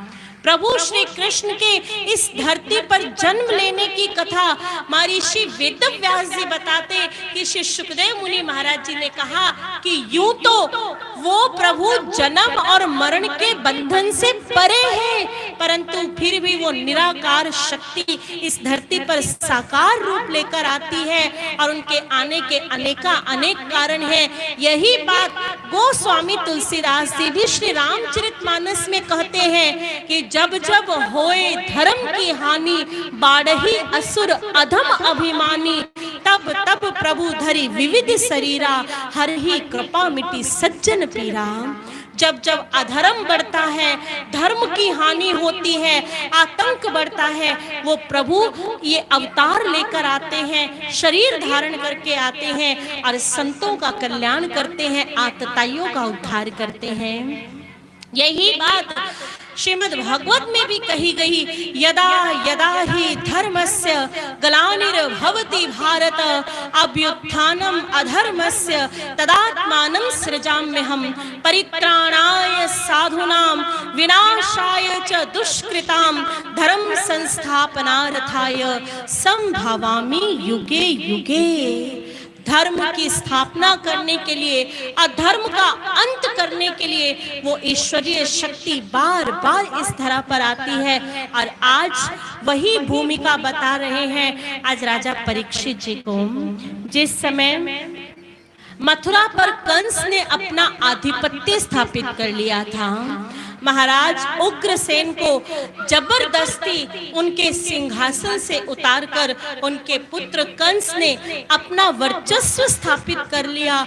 और कहते अपना उसका आतंक दिन ब दिन बढ़ने लग गया। और उस समय महाराज कंस ने अपनी चचेरी बहन देवकी के विवाह की घोषणा कर दी अपने मित्र वसुदेव जी के साथ। वसुदेव जी जो पहले से ही शादीशुदा है, परंतु कंस ने निश्चय किया कि मैं अपनी बहन का विवाह वसुदेव जी के साथ ही करवाऊंगा। और निर्धारित समय पर देवकी का परिणय बंधन वसुदेव जी के साथ कराया गया। और अपने झूठे अभिमान को दिखाने के लिए, अपनी झूठी प्रशंसा करवाने के लिए आज कंस ने एक और घोषणा की कि मैं इस मथुरा का राजाधिराज महाराज कंस स्वयं अपनी बहन की डोली उसके ससुराल छोड़कर जाऊंगा। और ऐसा कहकर आज उसने रथ पर वो सवार हुआ, सारथी को हटा दिया और घोड़ों की लगाम को अपने हाथों में लिया। और जैसे ही अभी रथ पर घोड़ों पर चाबुक मारकर उसे चलाने वाला था कि एकाएक एक भयंकर गर्जना हुई। और भयंकर गर्जना के साथ देखते ही देखते आकाश में काले बादल छा गए। और उस गर्जना में एक मजबूत बुलंद आवाज ने भविष्यवाणी की, सावधान कंस सावधान, हे मूढ़ बुद्धि कंस, आज जिस देवकी की डोली को तू अपने हाथों से अपने ससुराल छोड़कर आ रहा है, उसी देवकी की 8वीं संतान तेरा काल होगी कंस, तेरा काल होगी। और इस प्रकार कह करके वो भविष्यवाणी, वो व्योम वाणी एकदम शांत हो गई। गर्जना बंद हुई, आकाश से काले बादल छट गए, पुनः एक साधारण वातावरण वहां पर उपस्थित हो गया। वहां खड़े हर एक व्यक्ति ने जैसे ही उस भविष्यवाणी को सुना, मानो सबके हृदय में एक ही प्रश्न, एक ही जिज्ञासा, ये क्या था? क्या सच में देवकी की 8वीं संतान कंस का हंता होगी? क्या सचमुच देवकी की 8वीं संतान इस मथुरा वासियों को आनंद प्रदान करेगी? क्या सच में देवकी की 8वीं संतान इस आतताई से हमें मुक्त करवाएगी? और आज इस बात को सुन करके कंस के चेहरे पर भी भय की लकीरें खिंच गईं। कंस ने उसी समय अपनी मयान से अपनी तलवार निकाली और उसी समय देवकी की गर्दन पर रखते हुए कहा, क्या कहा था उस भविष्यवाणी ने कि देवकी की 8वीं संतति मेरा काल होगी? अरे जब कारण ही नहीं रहेगा तो संतान कहां से उत्पन्न होगी? मैं अभी इसी समय देवकी का वध किए देता हूं, ना रहेगी बांस और ना ही बजेगी बांसुरी। जैसे ही आज कंस ने अपनी बहन के वध करने के लिए तलवार उसकी गर्दन पर रखी, उसी समय वसुदेव कंस के चरणों में बैठ गए, उसके चरणों को पकड़ लिया, कहा महाराज क्षमा कीजिए, आप एक चक्रवर्ती सम्राट हैं और यदि आप स्वयं यदि एक स्त्री का वध करेंगे तो इससे आपको यश नहीं अपयश की प्राप्ति होगी। और मैं आपका मित्र वसुदेव आप वचन देता हूं कि आपको मैं अपनी 8वीं संतान आपके हाथों में लाकर रख दूंगा, फिर आप उसे चाहे जीवन दान दीजिए चाहे मृत्यु दान दीजिए। अरे मैं 8वीं क्या, मैं अपनी एक एक संतान को आपको समर्पित कर दूंगा। और इस प्रकार कह करके वसुदेव की ये बात को सुन करके कंस जानते थे कि वसुदेव कभी झूठ नहीं बोलते, इसलिए उसी समय अपनी बहन और अपने बहनोई को जंजीरों में बांधकर बेड़ियों में जकड़कर उन्हें कारागृह में बंदी बना दिया गया। बाहर ताले लगा दिए गए, बाहर सिपाहियों को खड़ा कर दिया गया और कहा जैसे ही देवकी गर्भ धारण करेगी मुझे आकर सूचना देना। और कहते काल का चक्र घूमा, समय ने अपना खेल दिखाना प्रारंभ कर दिया और कहते समय रहते देवकी ने प्रथम गर्भ को धारण किया और जैसे ही प्रथम शिशु को जन्म दिया और जैसे ही शिशु की कुलकारी उस कारागृह में गूंजी, सिपाहियों ने जाकर महाराज कंस को सूचना दी, महाराज आज देवकी ने अपने प्रथम संतान को जन्म दिया है। और वसुदेव इधर जैसे ही अपने पुत्र को उन्होंने प्राप्त किया, उसी समय अपने प्रथम पुत्र को लेकर महाराज कंस की सभा में पहुंच गए। महाराज कंस ने जैसे ही अपने हाथों में देवकी की उस प्रथम संतान को लिया, वो नन्ही सी कोमल सी कली को देख करके महाराज दशरथ का मन पसीज गया। उनके मन में आया अरे मुझे तो डर देवकी की 8वीं संतान से है, फिर इस प्रथम बालक का वध मैं क्यों करूं। उन्होंने वसुदेव को वो पहला बालक वापस लौटा दिया। वसुदेव जानता था कि कंस बहुत कुटिल बुद्धि वाला व्यक्ति है, वो कुछ ना कुछ करके उसके पुत्र को मृत्यु अवश्य देगा। वो कारागृह में जैसे ही वापस आए, इधर श्रीमन नारायण ने महर्षि देवर्षि नारद जी को ये कहा कि नारद यदि कंस के मन में दया आ गई तो उसके पाप का घड़ा कभी भर नहीं पाएगा, इसलिए जरूरी है कि उसके हाथों से पाप हो। जब उसके पाप का घड़ा तभी तो उसका अंत करने के लिए प्रभु अवतार धारण करेंगे, प्रभु का अवतरण होगा। और कहते उसी समय आज देवर्षि नारद जी जो हैं महाराज कंस की सभा में उपस्थित हुए और महाराज कंस की सभा में जाकर के उन्होंने महाराज कंस के हाथों में एक कमल का फूल दिया और उन्हें कहा महाराज मैं सुबह से परेशान हो गया, लेकिन ये पहेली मुझसे सुलझ नहीं रही, क्या आप मेरी सहायता कर सकते हैं? आप मुझे बताइए इस कमल के फूल की कौन सी पंखुड़ी पहली पंखुड़ी है और कौन सी पंखुड़ी 8वीं पंखुड़ी है? मेरी तो बुद्धि चकरा गई, कृपया आप मेरा मार्गदर्शन कीजिए। उस समय इस पहेली को देख करके देवर्षि नारद जी तो उस सभा से चले गए, परंतु महाराज कंस के मंत्रियों ने महाराज कंस की बुद्धि में अपने तर्क डालना शुरू कर दिए। कहने लगे महाराज ये कमल के पुष्प की पहेली देवर्षि आपके लिए ही छोड़कर गए हैं, आपने देवकी की पहली संतान को माफ कर दिया। अरे कौन जानता है कि कमल की पहली पंखुड़ी ही 8वीं पंखुड़ी हो और कमल की 8वीं पंखुड़ी ही पहली पंखुड़ी हो, अर्थात कौन जानता है कि पहला बालक 8वां बनकर के जन्म ले या 8वां बालक पहला बनकर के जन्म ले। जैसे ही ये कुविचार कंस ने सुना, उसी समय निर्णय किया कि वो देवकी की प्रथम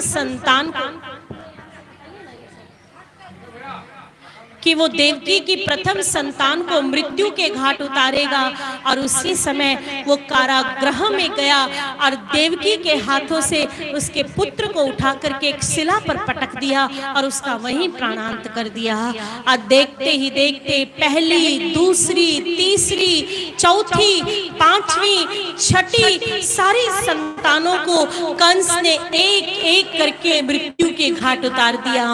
और इधर जब देवकी ने 7वां गर्भ धारण किया, उसी समय श्री हरि विष्णु ने अपनी योग माया को प्रकट किया। उनका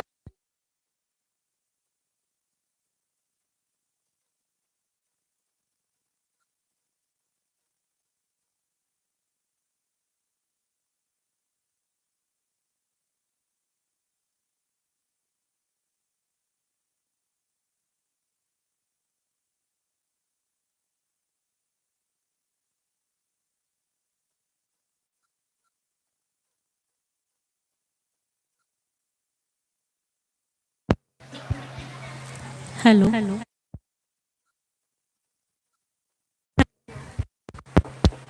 हेलो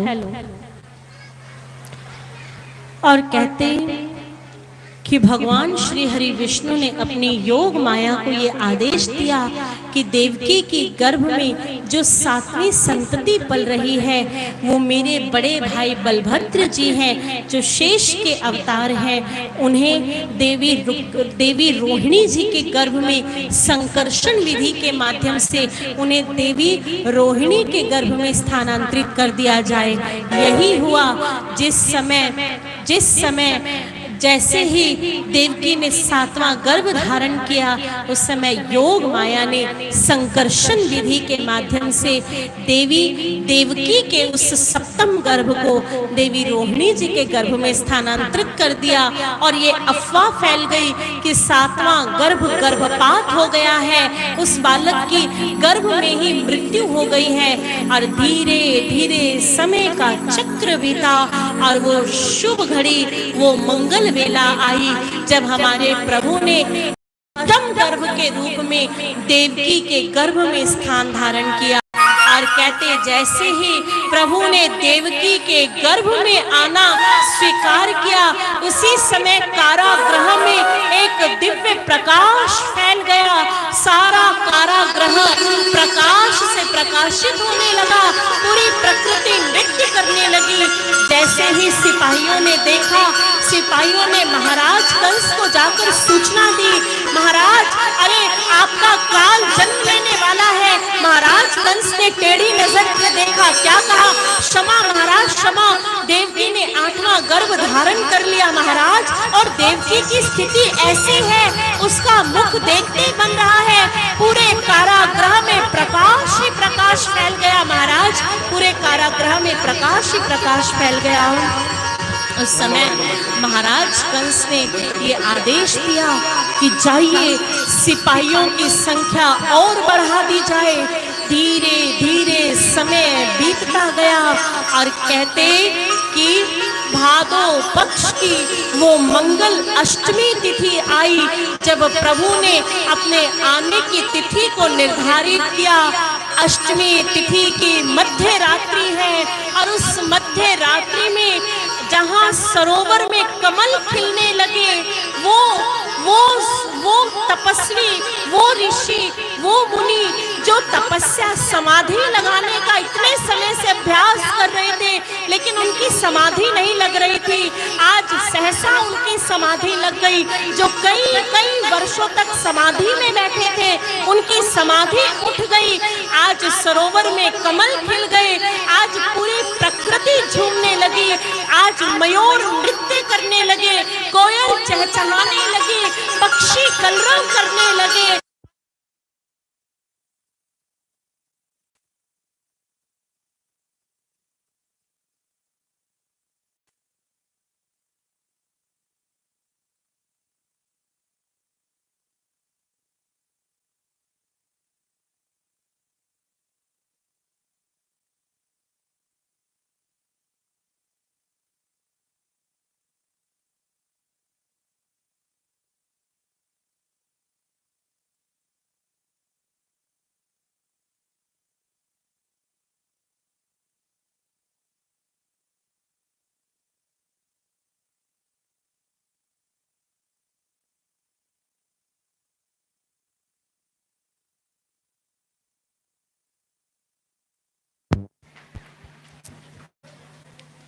हेलो भैया, ये तो होना ही था। भगवान का आना कोई इतना आसान थोड़ी है, इतना सरल थोड़ी है। सब उठा पटक कर देते हैं। मध्य रात्रि में उनका आगमन होने जा रहा है, तो कठिनाइयां तो आएंगी। मुझे लगता है आप लोगों का भाव नहीं है भगवान को बुलाने का, भाव है भगवान को बुलाने का। किस किस के मन में है कि हमारे ठाकुर जी हमारे बीच में आ जाए? सबके मन में है। तो एक बार दोनों भुजाएं उठा करके जोरदार जय घोष करेंगे, बोले श्री वृंदावन बिहारी लाल की, बोले श्री लड्डू गोपाल की। थोड़ी सी और आवाज बढ़ाई जा सकती है, थोड़ी सी आवाज, ताकि हमारे प्रभु उधर थोड़ा हिलना डुलना शुरू करें। हमारे प्रभु आने की तैयारी कर रहे हैं। एक बार और बुलंद जय घोष कीजिए, बोले श्री वृंदावन बिहारी लाल की, बोले श्री लड्डू गोपाल की, बोले श्री बाल कृष्ण लाल की। अब लग रहा है केदली वालों में कुछ उत्साह है, भगवान को बुला के ही दम लेंगे केदली वाले के नहीं। और कहते उस समय ऐसा मनोरम वातावरण हुआ, चहुओर प्रकाश ही प्रकाश फैल गया। सरोवरों के भीतर जल जो है अपने उफान पर आ गया। कलकल करती हुई नदी की धाराएं जो है प्रभु का स्वागत करने के लिए उन्हें पुकार रही है। और इतना ही नहीं, इंद्रदेव भी इतने प्रसन्न हुए, अपनी प्रसन्नता को इंद्रदेव छिपा नहीं सके और वो भी मधुर बूंदों के साथ धरती पर प्रभु का स्वागत करने के लिए प्रकट हो गए। और कहते तभी इसी बीच में हमारे प्रभु ने चतुर्भुज रूप में उस कारागृह में जन्म लिया। प्रभु का अवतरण हुआ। प्रभु कारागृह में देव जी के गर्भ से चतुर्भुज रूप में प्रकट हुए। जैसे ही प्रभु चतुर्भुज रूप में प्रकट हुए, देव की मूर्छित हो गई और प्रभु ने वसुदेव को कहा कि हे वसुदेव, आप मुझे इस काष्ठ की टोकरी में बिठाकर यथा शीघ्र जो है आप मुझे नंद राय जी के यहाँ गोकुल गांव छोड़ आइए और वहाँ मेरी योग माया को देवी यशोदा जन्म दे चुकी है, उस योग माया को पुनः कारागृह में लेते आइए और विलंब ना कीजिए। और जैसे ही कहते कि प्रभु की ये बात सुनकर के वसुदेव जी ने प्रार्थना की, प्रभु पहले आप शिशु रूप में तो पधारिए। और जैसे ही ये कहा तो प्रभु ने उसी समय चतुर्भुज रूप का त्याग किया। एक नन्हे से बालक के रूप में क्रंदन करने लगे, एक नन्हे से बालक के रूप में रुदन करने लगे। और उसी समय वसुदेव ने एक काष्ठ की टोकरी उठाई, उस पर अपना अंगोछा बिछाया, उसमें प्रभु को पड़ायमान किया। और जैसे ही वसुदेव ने अपने हाथों में वो टोकरी उठा करके उसे अपने मस्तक पर धारण किया तो ये क्या, बेड़ियां टूट गई, ताले खुल गए और जितने भी सिपाही वहां थे वो सभी सिपाही मूर्छित हो गए। और किसी भक्त ने इस दृश्य का कितना सुंदर वर्णन किया है, आइए एक भजन के माध्यम से श्रवण करते हैं और बीच में थोड़ा रास्ता बना दीजिए ताकि हमारे प्रभु हमारे बीच में आ सके। सभी बीच में थोड़ा सा रास्ता बना दीजिए, थोड़े थोड़े इधर हो जाइए। हाँ हाँ। कि खुल गए ताले, कि खुल गए सारे ताले, वह क्या बात हो गई। खुल गए सारे ताले, वह क्या बात हो गई। जब से जन्मे कन्हैया करामात हो गई, जब से जन्मे कन्हैया करामात हो गई। था धन घोर अंधेरा कैसी रात हो गई, था धन घोर अंधेरा कैसी रात हो गई। कि जब से जन्मे कन्हैया करामात हो गई, जब से जन्मे कन्हैया करामात हो गई।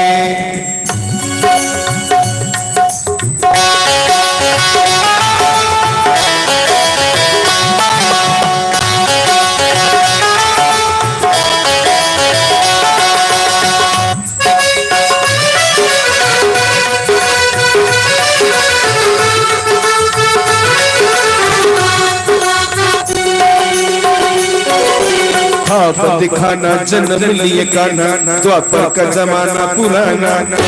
हाँ दिखाना जन्म लिए कान्हा, द्वापर का जमाना पुराना।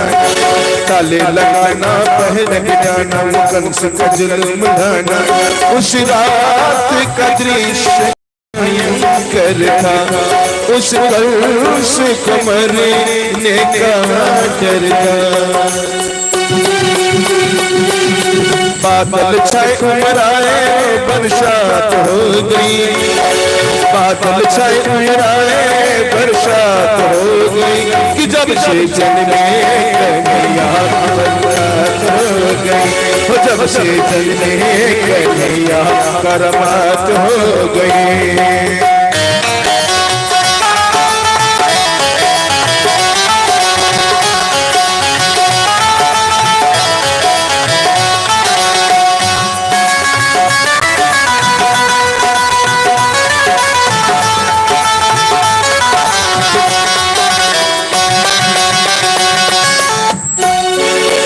खुल गए ताले, सोए थे रखवाले थे हाथ में बरछियां भाले। खुल गए ताले, सोए थे रखवाले थे हाथ में बरछियां भाले। दिल के काले करे थे पाले, काले हवाले होने वाले। वासुदेव इन शाम को उठाया था, टोकरी में श्री श्याम को लिटाया था। गोकुल भाई हर्षाए कैसी बात हो गई, गोकुल भाई हर्षाए कैसी बात हो गई। वो जब से जन्मे कन्हैया करामात हो गई, जब से जन्मे कन्हैया करामात हो गई। खुल गए सारे ताले में क्या बात हो गई, खुल गए सारे ताले में क्या बात हो गई। कि जब से जन्मे कन्हैया करामात हो गई, जब से जन्मे कन्हैया करामात हो गई, जब से जन्मे कन्हैया करामात हो गई, जब से जन्मे कन्हैया करामात हो गई। बोलो बाल कृष्ण भगवान की। इधर वसुदेव जी प्रभु को अपने मस्तक पर धारण करके जैसे ही नंद गांव की ओर जाने लगे तो वहां मार्ग में श्री यमुना जी थी। आज यमुना जी पूरे उफान पर, यमुना जी कहे प्रभु आज आपको ऐसे जाने नहीं दूंगी जब तक आपके चरणों का प्रक्षालन नहीं कर लूंगी। आज वसुदेव जी यमुना में उतरे और यमुना जोर जोर से उफान पर कि वसुदेव जी का दम फूल रहा है। प्रभु ने कहा यमुने मेरे बाबा को कष्ट हो रहा है। यमुना ने कहा तो भगवान अपने नन्हे नन्हे चरण मुझे सौंप दीजिए। और तभी हमारे बाल प्रभु ने अपने नन्हे नन्हे कोमल से चरण उस टोकरी से बाहर निकाले और जैसे ही यमुना का स्पर्श हुआ, यमुना ने प्रभु के चरणों का स्पर्श किया, यमुना शांत हुई और इंद्रदेव जो ऊपर से बरस रहे थे, बलभद्र जी शेष के रूप में छत्र करते हुए आज प्रभु के पीछे पीछे चल रहे हैं। और इधर वसुदेव जी जो है गोकुल गांव में पहुंचे, वहां नंद राय जी के यहाँ उन्होंने श्री यशोदा जी के द्वारा जो कन्या उत्पन्न हुई है उसे अपने आगोश में लिया और उस प्रभु को, उनके बाल स्वरूप को वहां पड़ा दिया। और जैसे ही योग माया को अपने शीश पर धारण करके पुनः कारागृह में आए, उसी समय ताले बंद हो गए, बेड़ियां फिर से लग गई, प्रहरियों की मूर्छा खोली और जैसे ही योग माया ने रोना प्रारंभ किया, उसी समय प्रहरियों ने जाकर महाराज कंस को कहा महाराज वो देवकी का 8वां पुत्र जन्म ले चुका। महाराज कंस जैसे ही कारागृह में आए और उस बालक को जैसे हाथ में लिया और उसे शिला पर पटकने वाले थे कि वो शिशु, वो बालक आकाश में उड़ गया और देखते ही देखते उस बालक ने अष्टभुजा धारणी भगवती का रूप धारण कर लिया और कहा मूढ़ बुद्धि कंस, तेरा काल तो गोकुल में जन्म ले चुका है, तेरा काल तो पहले से ही प्रकट हो चुका है, तेरा अंत तय है कंस, तेरी मृत्यु तय है। और ऐसा कहकर वो देवी भगवती अंतर ध्यान हो गई। और इधर गोकुल वासियों को जैसे ये ज्ञात हुआ, अरे नंद घर आनंद भयो, जय कन्हैया लाल की। बोलो बाल कृष्ण भगवान की। आइए बाल कृष्ण भगवान हमारे लड्डू गोपाल बैठ जाइए, सभी लोग बैठ जाइए अपनी जगह पर, सभी लोग अपनी अपनी जगह पर बैठ जाइए। पहले बैठ जाइए, पहले बैठिए सभी लोग बैठिए, कोई खड़ा नहीं है। अभी रुक जाइए, वासुदेव जी रुक जाइए वहीं पर, सभी लोग बैठ जाइए, सब लोग बैठिए। अरे माता जी, अरे कौन बीच में खड़ी है, उनको बिठाइए। अरे भाई आप जो वसुदेव जी के आगे आगे आ रहे हैं उनको बैठाइए, सभी लोग सबको बैठाइए, पहले सबको बैठाइए। सबको भगवान का चरण स्पर्श करने का मौका मिलेगा, लेकिन अभी बैठ जाइए, अभी नहीं, अभी आनंद लीजिए, उत्सव का आनंद लीजिए, बैठ जाइए सभी लोग। मोहनदास जी की तरफ से 51 रुपया भगवान का चढ़ावा कि तुम मेरे घर को आई, हम फूले नहीं समाई, फिर झूम उठा मन मेरा, जो हुआ है तेरा नंद नंदन तेरा अभिनंदन है, चरण में बंधन है। ज्यादा नहीं, तुम मेरे घर को आए, हमको लेके समाए, फिर झूम उठा मन मेरा, दर्शन जो हुआ है तेरा। नंद नंदन तेरा अभिनंदन है, चरणों में बंधन है।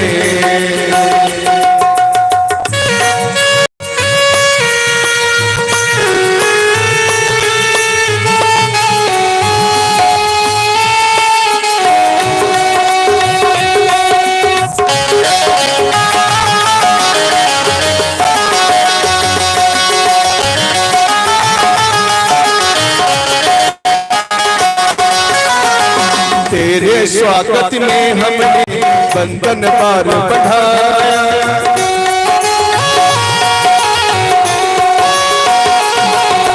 तेरे स्वागत में हमने बंधन पार बढ़ाया। तरह तरह के पुष्प शहर अपने घर को सजाया, अंदर की खुशबू महके और मोर पपीहा चहके, अंदर की खुशबू महके और मोर पपीहा चहके। नंद नंदन तेरा अभिनंदन है, चरणों में बंधन है।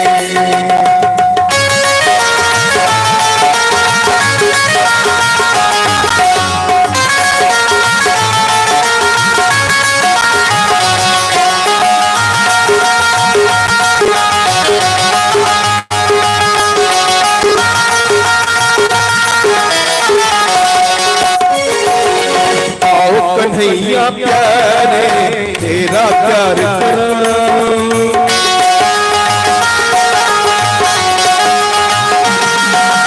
आओ कन्हैया प्यारे तेरा प्यार कराऊं, खीर चूरमा माखन मिश्री हाथों से खिलाऊं, केसर का दूध पिलाओ, छप्पन भोग खिलाओ, केसर का दूध पिलाओ और छप्पन भोग खिलाओ। नंद नंदन तेरा अभिनंदन है, चरणों में बंधन है।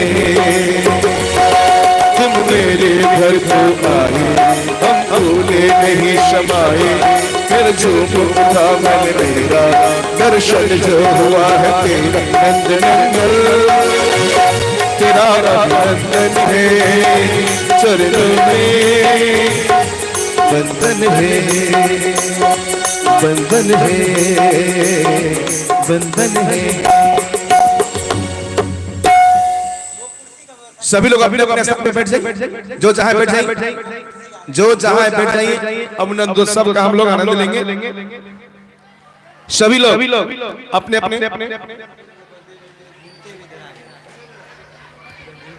आ जाइए। वसुदेव जी यहाँ जाइए, मंच पे आ जाइए। वसुदेव जी मंच पर आ जाए, धीरे धीरे घूमते हुए।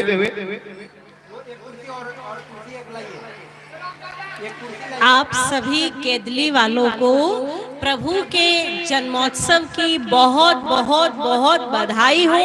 आप सभी बधाई के पात्र हैं, लेकिन सभी व्यवस्था को बनाते हुए अभी तो हमने उत्सव में प्रवेश किया है, अभी तो बधाई गाई जाएगी, सोहर गाए जाएंगे। आप लोग अभी से ऐसे करोगे तो फिर कैसे आनंद आएगा। सभी माताओं बहनों से मेरा निवेदन है, सभी अपनी अपनी जगह पर बैठ जाएं। जल्दी आप लोग यदि चाहते हैं कि कार्यक्रम को आगे लेकर जाया जाए तो जल्दी बैठ जाओ, नहीं तो कार्यक्रम यहीं विराम कर देंगे।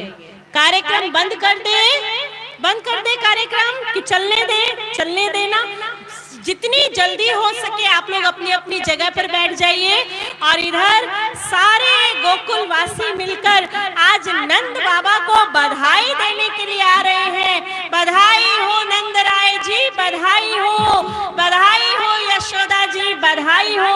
और नंद बाबा यशोदा ने आज सभी की बधाई को स्वीकार ही नहीं किया, बल्कि अपने कोष को, अपने खजाने को खोल दिया उन्होंने। आज सभी को अन्न, धन, वस्त्र, गैया जो जो मांग रहा है आज उसे नंद बाबा प्रदान कर रहे हैं। तो चलिए आज हम लोग भी वृंदावन वाले, अयोध्या वाले, केदली वालों से बधाई मांगने के लिए आए हैं। हमारा तो भैया काम है और हमें बधाई मांगने में कोई शर्म वरम भी नहीं आती। ये मत सोचना कि अरे कैसे निर्लज्ज दीदी है, हमें प्रभु के काम में कोई शर्म नहीं आती। आप कहिएगा तो आपके बीच में आकर के हम बधाई मांग लेंगे, हमें भगवान के काम में कोई लज्जा नहीं है। तो आइए सभी दिल खोल करके आज प्रभु के आगमन पर बधाई लुटाएंगे। और इधर नंद राय जी, यशोदा जी किस प्रकार सबको बधाई दे रही हैं। आइए नंद गांव में चलकर इस उत्सव का आनंद लेते हैं। अच्छा, एक बार हम कहेंगे लाला जन्म की बधाई हो, तो आप लोग कहेंगे बधाई हो, बधाई हो। मैं कहूंगा बधाई हो, तो आप लोग 2 बार कहेंगे बधाई हो, बधाई हो। सभी बोलेंगे लाला जन्म की बधाई हो, बधाई हो। 2 बार बोलिए, 2 बार। कुछ लोग कह रहा भाई हो, भाई हो। अरे तोरी के भाई हो नहीं, बधाई हो, बधाई हो। क्या कहना है? हाँ, अच्छा, ये भी बात सही है। जिसको भाई नहीं हो रहा है उसको भाई भी निश्चित होगा। एक बार सभी लोग लाला जन्म की बधाई हो, बधाई हो। अच्छा, तो लाला जन्म जो हो गया है, जसोदा माँ कौन कौन है यहाँ पर? जसोदा माँ जो अपने आप को जसोदा माँ मानती हो, जरा हाथ खड़ा करे। 1 3 4 5 6 7 8 9 10 11 12 13 14 15 16 17 18 19। वाह, सब लोग जितनी माताएं हैं सभी भगवान को अपना बेटा मान रही है। तो आज हम सब अवध की सखियां, अयोध्या की सखियां आज आपके केदली में आए हैं और जसोदा माँ के पास में आए हैं। और क्या कहना है कि लाला जन्म सुनी आई, कि लाला जन्म सुनी आई, जसोदा मैया दे दो बधाई। देखता हूँ कि कौन कौन दे रही है बधाई हैं? कि लाला जन्म सुनी आई, जसोदा मैया दे दो बधाई। लाला जन्म सुनी आई, जसोदा मैया दे दो बधाई। दे दो बधाई मैया, दे दो बधाई, दे दो बधाई मैया, दे दो बधाई। लाला जन्म सुनी आई, जसोदा मैया दे दो बधाई। लाला जन्म सुनी आई, जसोदा मैया दे दो बधाई।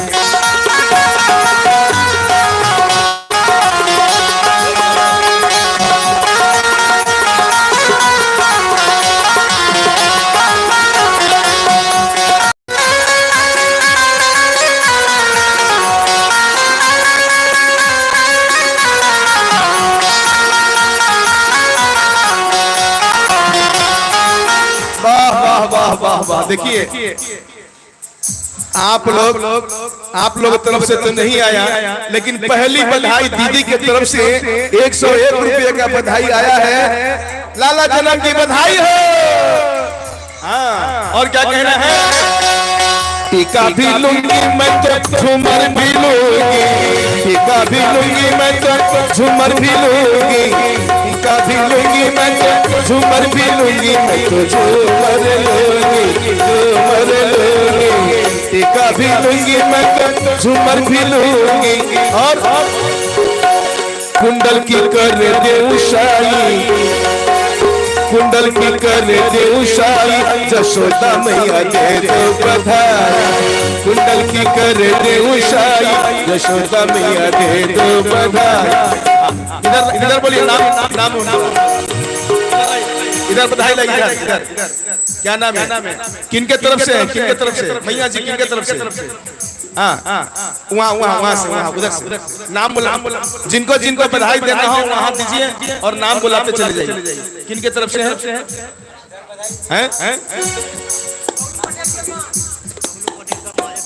अच्छा, बबलू पटेल की माँ आज जसोदा माँ बनकर आई है और उनके तरफ से 101 रुपया का बधाई आया है। बधाई हो, बधाई हो। और हाँ देखिए फिर से आ गया पीयूष के मम्मी। पीयूष के मम्मी की तरफ से भी 100 रुपए का बधाई। और उनको भी लाला जन्म की बधाई हो, बधाई हो, बधाई हो। आप सभी लोग बोलेंगे। और विकास के मम्मी, उसके तरफ से 50 रुपए का बधाई हो, उनको भी लाला जन्म की बधाई हो, बधाई हो, बधाई हो। और जरा जल्दी जल्दी आइए। और सरवन की मम्मी की तरफ से कितना? 101 रुपया लाला जन्म की, उनको भी बधाई हो, बधाई हो।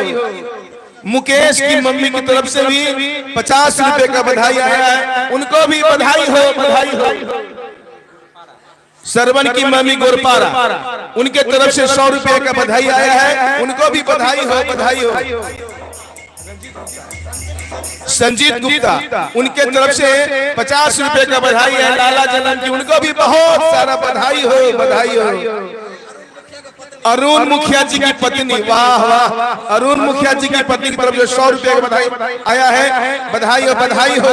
और रोशन यादव, उनके तरफ से भी 100 रुपए का बधाई आया है लाला जन्म की, उनको भी बहुत बहुत बधाई हो। धीरज के मम्मी की तरफ से 50 रुपए का बधाई आया है, उनको भी लाला जन्म की बधाई हो। अरे जिनको जो 10 हो, 20 हो, 50 हो, ऐ नहीं कि 50 देना है। ऋषि कुमार, उनको भी तरफ से लाला जन्म की 100 रुपए का बधाई आया है, उनको भी लाला जन्म की बधाई हो, बधाई हो। राहुल की मम्मी की तरफ से 50 रुपए का बधाई आया है, उनको भी लाला जन्म की बधाई हो, बधाई हो। पप्पू सरवन राजीव की माँ, 100 रुपये का बधाई आया है, उनको भी लाला जन्म की बधाई हो, बधाई हो। और रामचंद्र जी की पत्नी, वाह वाह वाह वाह, उनके भी तरफ से 100 रुपए का बधाई, 101 रुपए का बधाई आया है लाला जन्म की, उनको भी बधाई हो, बधाई हो। और भाई माताएं, एक बात जान जाओ, रुपया तो तूने दे दिया, लेकिन हमको रुपया नहीं चाहिए। हमको क्या चाहिए? हमको क्या चाहिए? अरे हरवा भी लूंगी मैं तो नेकलेस भी लूंगी, हरवा भी लूंगी मैं तो नेकलेस भी लूंगी, हरवा भी लूंगी मैं तो नेकलेस भी लूंगी। और सुधांशु की मम्मी हार के लिए 50 रुपये का बधाई दी, उनको भी बधाई हो। इंद्रजीत नेकलेस के लिए 51 रुपए का बधाई दिया, उनको भी लाला जन्म की बधाई हो, बधाई हो। और क्या कहना है कि हरबा भी लूंगी मैं तो नेकलेस भी लूंगी। चंदन की माँ, उनके तरफ से 100 रुपए का बधाई आया है, लाला जन्म की बधाई हो, बधाई हो। शेखर की मम्मी की तरफ से 50 रुपए का बधाई आया है, उनको भी लाला जन्म की बधाई। अभी नहीं, अभी मत बांटिए, अभी जब बधाई और होगा, शोहर होगा तब। संजीव की माँ की तरफ से 50 रुपए का बधाई आया है लाला जन्म की, उनको भी बधाई हो। और सरवन की मम्मी की तरफ से 50 रुपए का बधाई आया है लाला जन्म की, उनको भी बधाई हो। वापस अच्छा अच्छा अच्छा, दे दी। और क्या कहना है कि हरबा भी लूंगी मैं तो नेकलेस भी लूंगी, हरबा भी लूंगी मैं तो। वाह वाह वाह वाह। ललन की मम्मी की तरफ से 51 रुपए का बधाई। एक इसी माता जी की तरफ से गुप्त दान 20 रुपया। और बउआ की माँ, क्या भाई, हमारी भी माता जी भाई, प्रेम प्रभात बउआ जी, यानी रामचंद्र बाबू जी, देवचंद्र बाबू, हरे कृष्ण हरे राम, सबों की माता, कहिए तो हम लोगों की माता, उनके तरफ से पे फोन से 501 रुपये का बधाई आया है। बधाई हो, बधाई हो।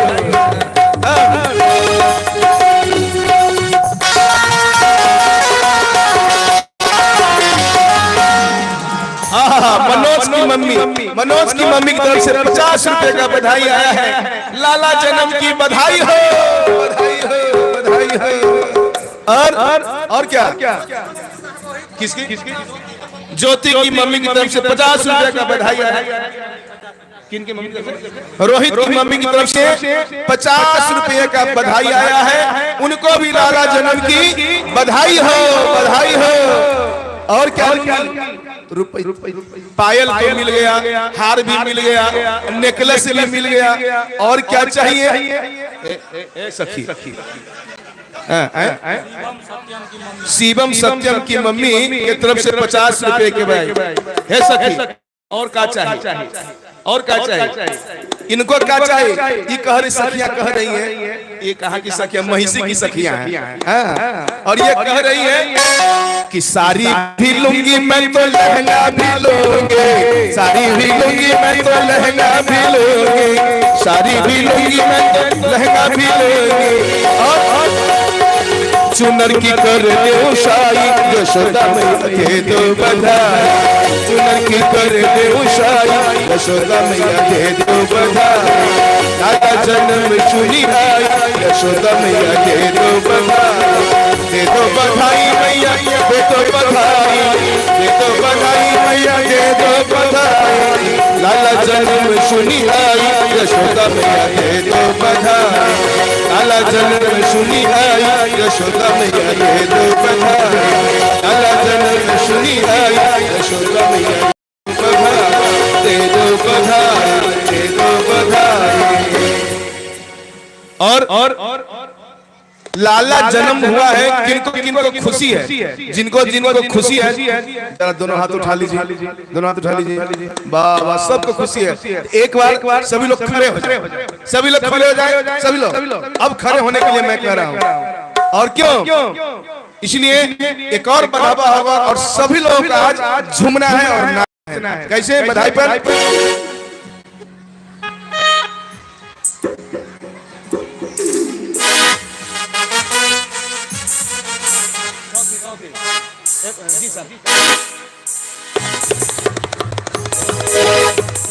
सारे नगर में धूम मची है, गोकुल नगरी सजने लगी है, जन्म लियो नंदलाल,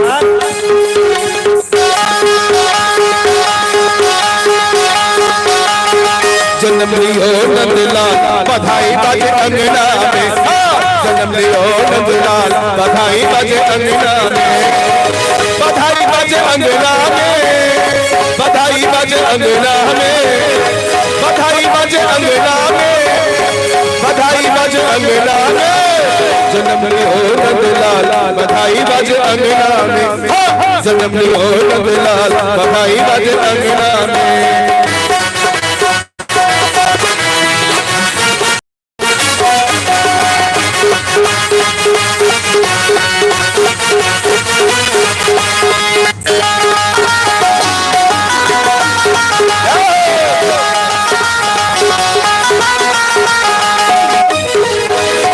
टोली टोली मृदंग बजावे,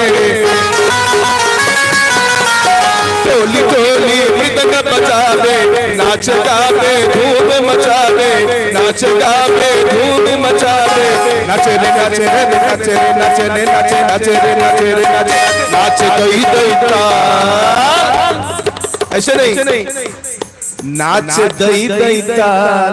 जरा दोनों हाथ उठा करके, और जो देखिए दरबार में वही होता है सुपर जिसका दोनों हाथ होता है ऊपर, और जो जितना ऊपर उठाएगा उतना ही जल्दी ऊपर जाएगा।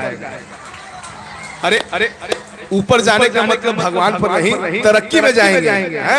और दोनों हाथों में उठा करते हैं और ताली देते हुए कि नाचे रे दही दही ताल, बधाई बाजे अंगना में, नाचे रे दही दही ताल, बधाई बाजे अंगना में, बधाई बाजे अंगना में, बधाई बाजे अंगना में, बधाई बाजे अंगना में, बधाई बाजे अंगना में, जन्म लियो नंदलाल, बधाई बाजे अंगना में, जन्म लियो नंदलाल, बधाई बाजे अंगना में।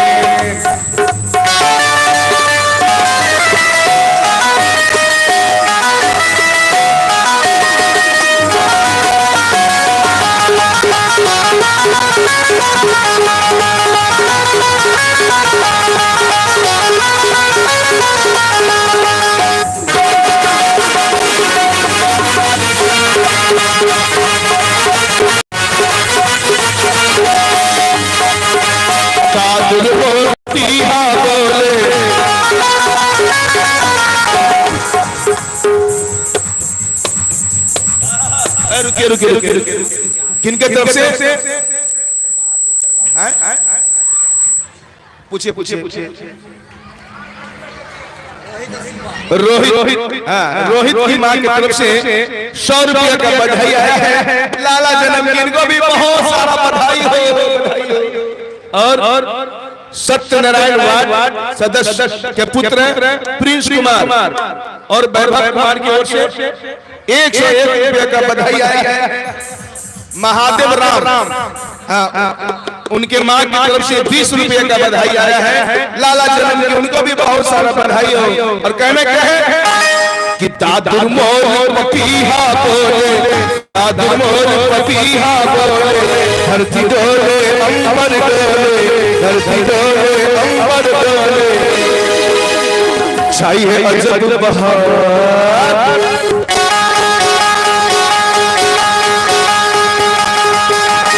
छाई है अजब बहार, बधाई बज अंगना में, छाई है अजब बहार, बधाई बज अंगना में। राजकुमार शिव कुमार, उनके तरफ से 51 रुपए का बधाई आया है। लाला जन्मदिन को भी बधाई हो, बधाई हो। देखिए ये छोटा छोटा बच्चा जो है मंच के आगे बहुत सुंदर डांस कर रहा है। हाँ देखिए, शांत रहो। डांस कई प्रकार का होता है। रोशन सिमम की तरफ से 101 रुपए का बधाई आया। संजीव ठाकुर की मम्मी की तरफ से 50 रुपए का बधाई। शिवांशु की तरफ से 51 रुपए का बधाई। तो मैं ये कह रहा था कि डांस कई प्रकार का होता है। जैसे ब्रेक डांस, नाम सुना है ना? एगो होता है लुंगी डांस, लुंगी डांस राकेश अंशु 101। एगो होता है बम्पी लाट डांस। जिसको कोई डांस नहीं करने आएगा उसको बम्पी लाट है। लड़का सब बम्पी लाट डांस कर रहा है। सुधांशु कुमारी, दीपिका अंशु कुमारी की तरफ से 51 रुपए का बधाई आया है। और झूठा में सही दादुर मोर पपीहा बोले, दादुर मोर पपीहा बोले, धरती डोले अंबर डोले, छाई है अजब बहार, छाई है अजब बहार, बधाई बज अंगना में, छाई है अजब बहार, बधाई बज अंगना में, बधाई बज अंगना में।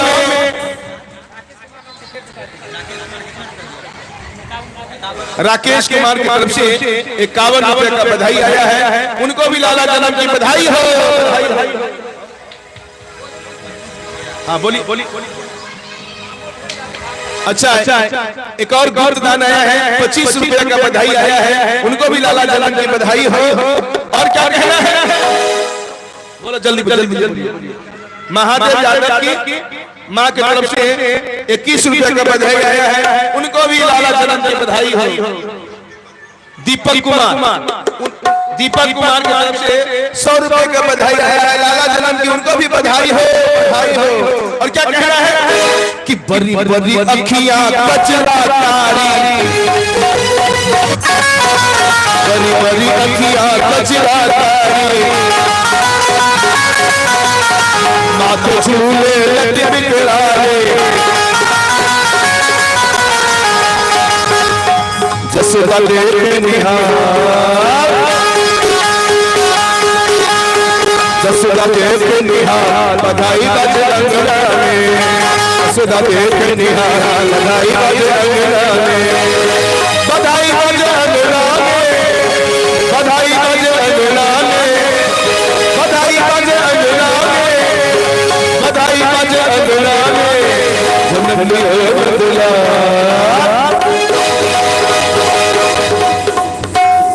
लगता है आप ठंडे पड़ गए हैं, सब लोग ठंडे पड़ गए, ठंडे पड़ गए। अंतिम बारे में सभी लोग हाथ उठाकर सभी लोग दिए। अब इसके बाद हम आरती करेंगे। और क्या कहना है? जन्म लियो नंदलाला, बधाई बज अंगना में, नंदलाला बधाई बजरंग नामे, नंदलाल बधाई बजरंग नामे, नंदलाल बधाई बजरंग नामे, नंदलाल बधाई बजरंग नामे, बधाई बजरंग नामे, बधाई बजरंग नामे।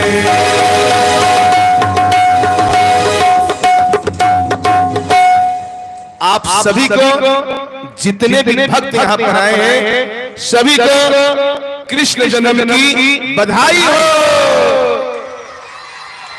एक बार सभी लोग बोले बधाई हो, बधाई हो। कृष्ण जन्म। अभी हम बोले नहीं कि तो भाई हम बोलेंगे, उसके बाद बोलना है। क्या बोला है? क्या बोला है? क्या बोला है? बड़ा बदमाश ये वो कह रहा है माई हो, माई हो, माई हो, माई हो नहीं कहना है। कहना है क्या? बधाई हो, बधाई हो। बोलो सब लाला जन्म की बधाई हो। हाँ, बहुत सुंदर। आप सभी को लाला जन्म की बहुत बहुत बधाई। और आइए अब हम लोग आरती में चलते हैं। और कल के लिए सूचना, कल जो है कथा के माध्यम से भगवान की सोहर, जरूर जरूर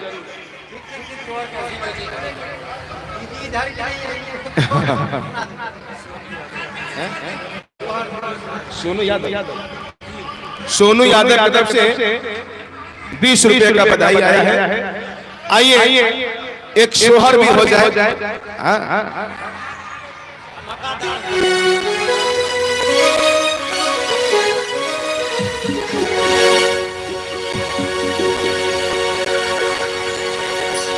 कि जुग जुग जिया सुलला नामा। अब डांस नहीं करना है, खाली ताली बजाना है, ठीक है?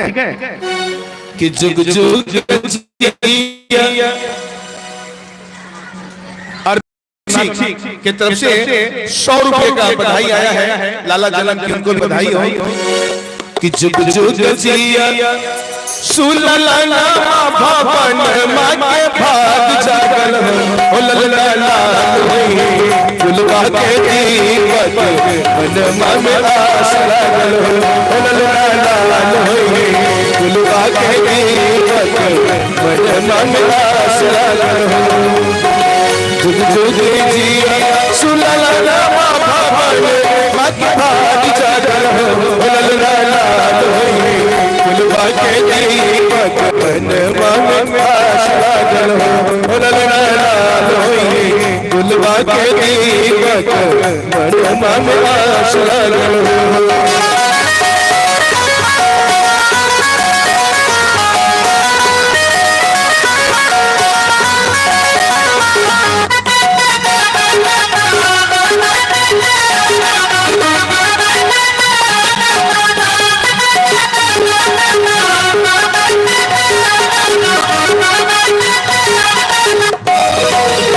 सासु सुहागिन बरभागिन अनधन लुटावेली।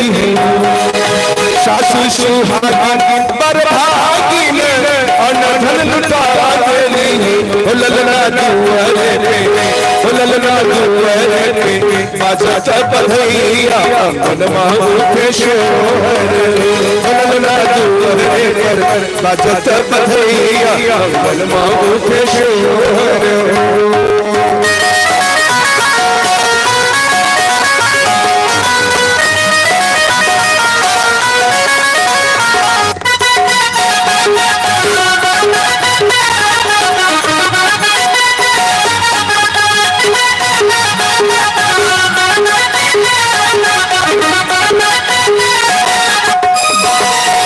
नची नची गावेली बहिनिया ललन के खिलाइल।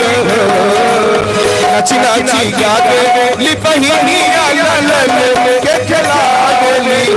ललना हंसी हंसी, ललना हंसी हंसी दुखी चला देली रश बरसा देली।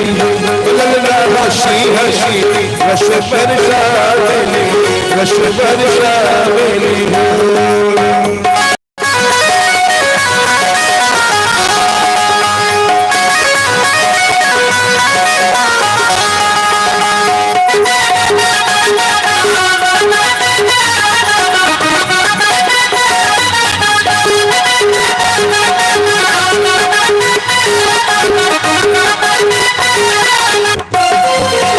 नकिया हुए जैसे बाबूजी के नकिया हुए जैसे बाबूजी के अखिया माई के हो नकिया हुए जैसे बाबूजी के अखिया माई के हो लल्ला मुहावा हो लल्ला मुहावा चांद सूरज बाकी शकर अजूर है हो लल्ला है बागे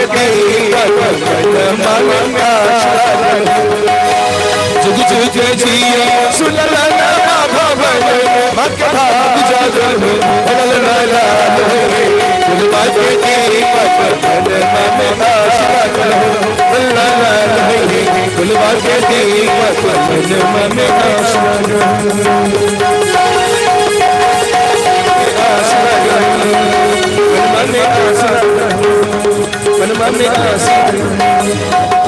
बोलो बाल कृष्ण भगवान की। सभी लोग बैठ जाइए बैठकर आरती अपने अपने जगह पर सब लोग बैठ जाइए। आरती आरती आरती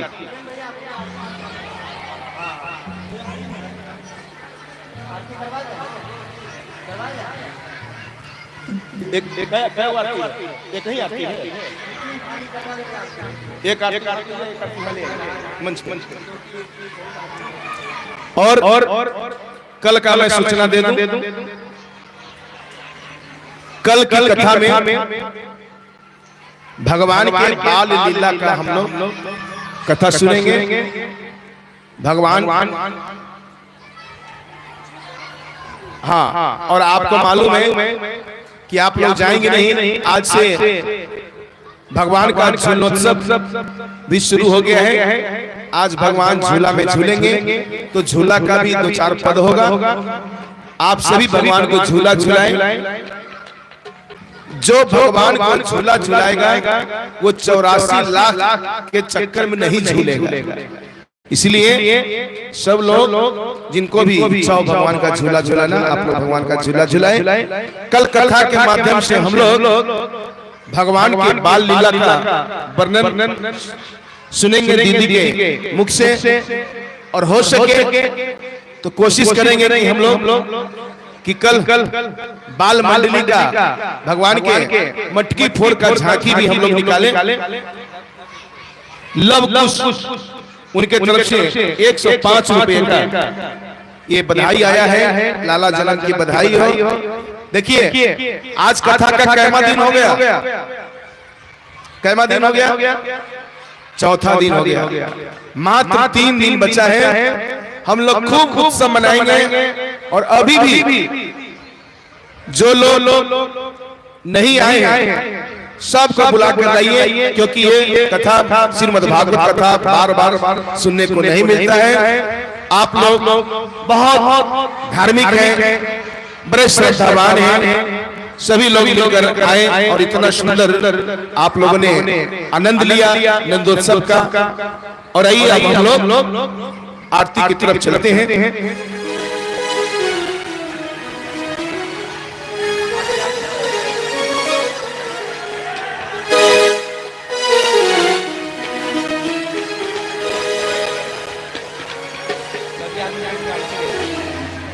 सामने कोई खड़ा नहीं है। सब बैठ जा सब बैठ जा बच्चा बैठ जा सब बैठ जा सब बैठ जाइए सब बैठ जाइए। अरे माता बहन जो आगे खड़ी है बैठ जाइए सब बैठ जाइए।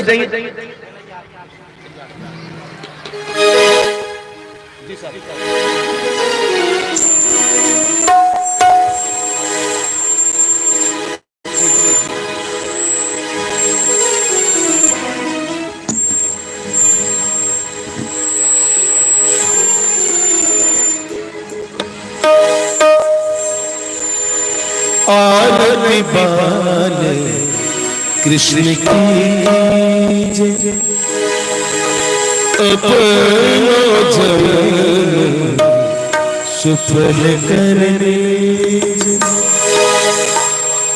आरती बाल कृष्ण की जय, अपनो जन्म सफल करने जय।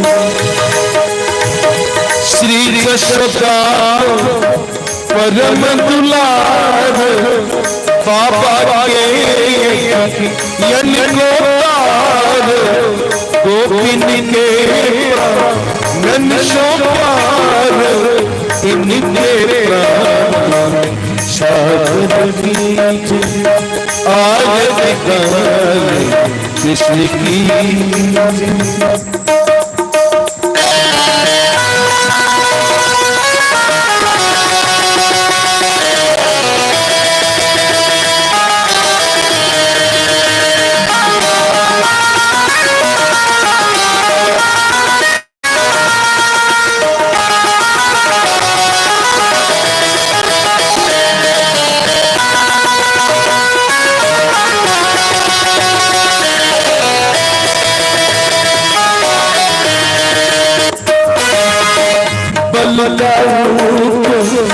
छोटो भैया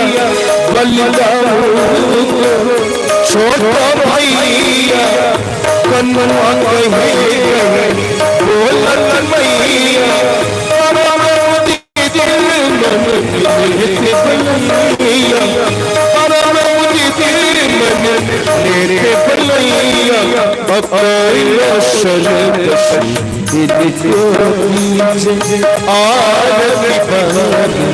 कृष्ण की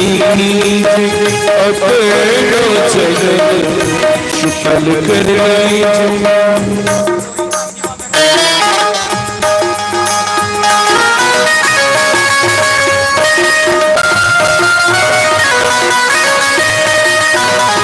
रोहित शिवम जिनका तरफ से 51 का रुपया का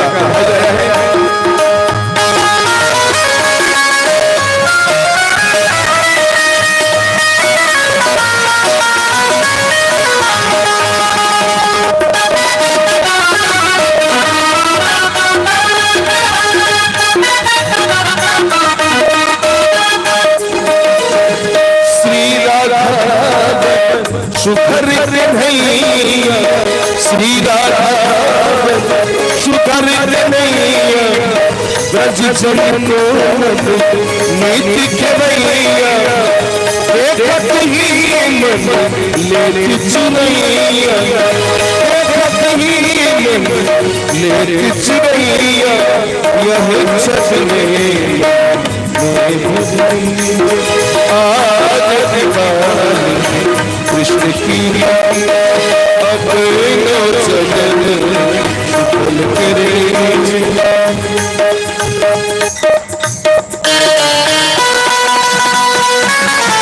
तो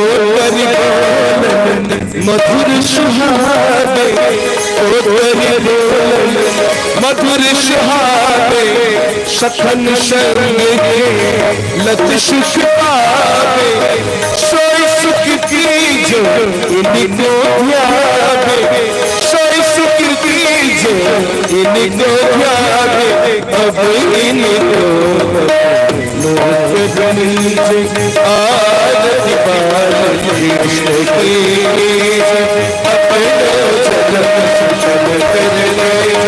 आरती बाल कृष्ण की, आरती बाल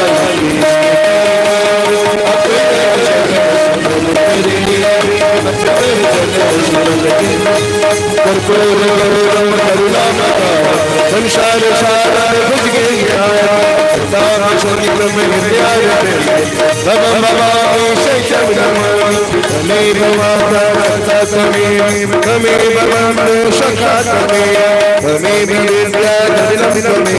त्वमेव शरणं मम देव देव, हरे राम राम राम हरे हरे, हरे कृष्ण कृष्ण कृष्ण हरे हरे। बोलो बाल कृष्ण भगवान सच्चिदानंद की, बोलो भागवत भगवान की। आइए हाथ में फूल ले दीदी को फूल दे दीजिए। उधर आरती दिखा दीजिए।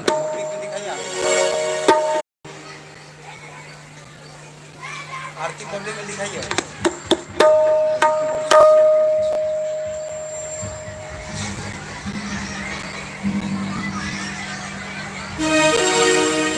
ओम जगनेन जग्यमय जलतदेव स्थानि धर्माणि प्रथमा न्यासन्न तेहनाकं महिमानः सचन्त यत्र पूर्वे साध्याः सन्ति देवा नानाशुगन्धे पुष्पाणि यथा तलोद्भवानि च पुष्पाञ्जलिर्मया दत्त गृहाणां परमेश्वर मंत्र पुष्पांजलि समर्पयामि।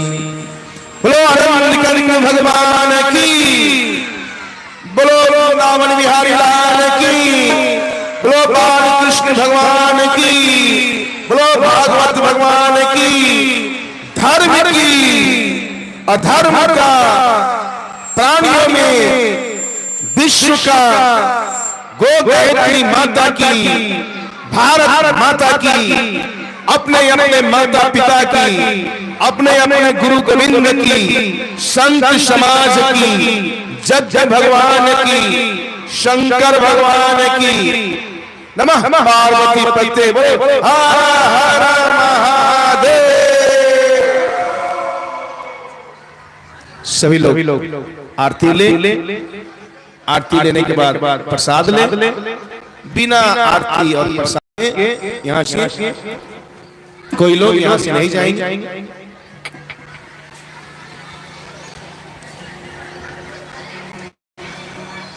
झूला भी हो जाएगा, झूला भी हो जाएगा।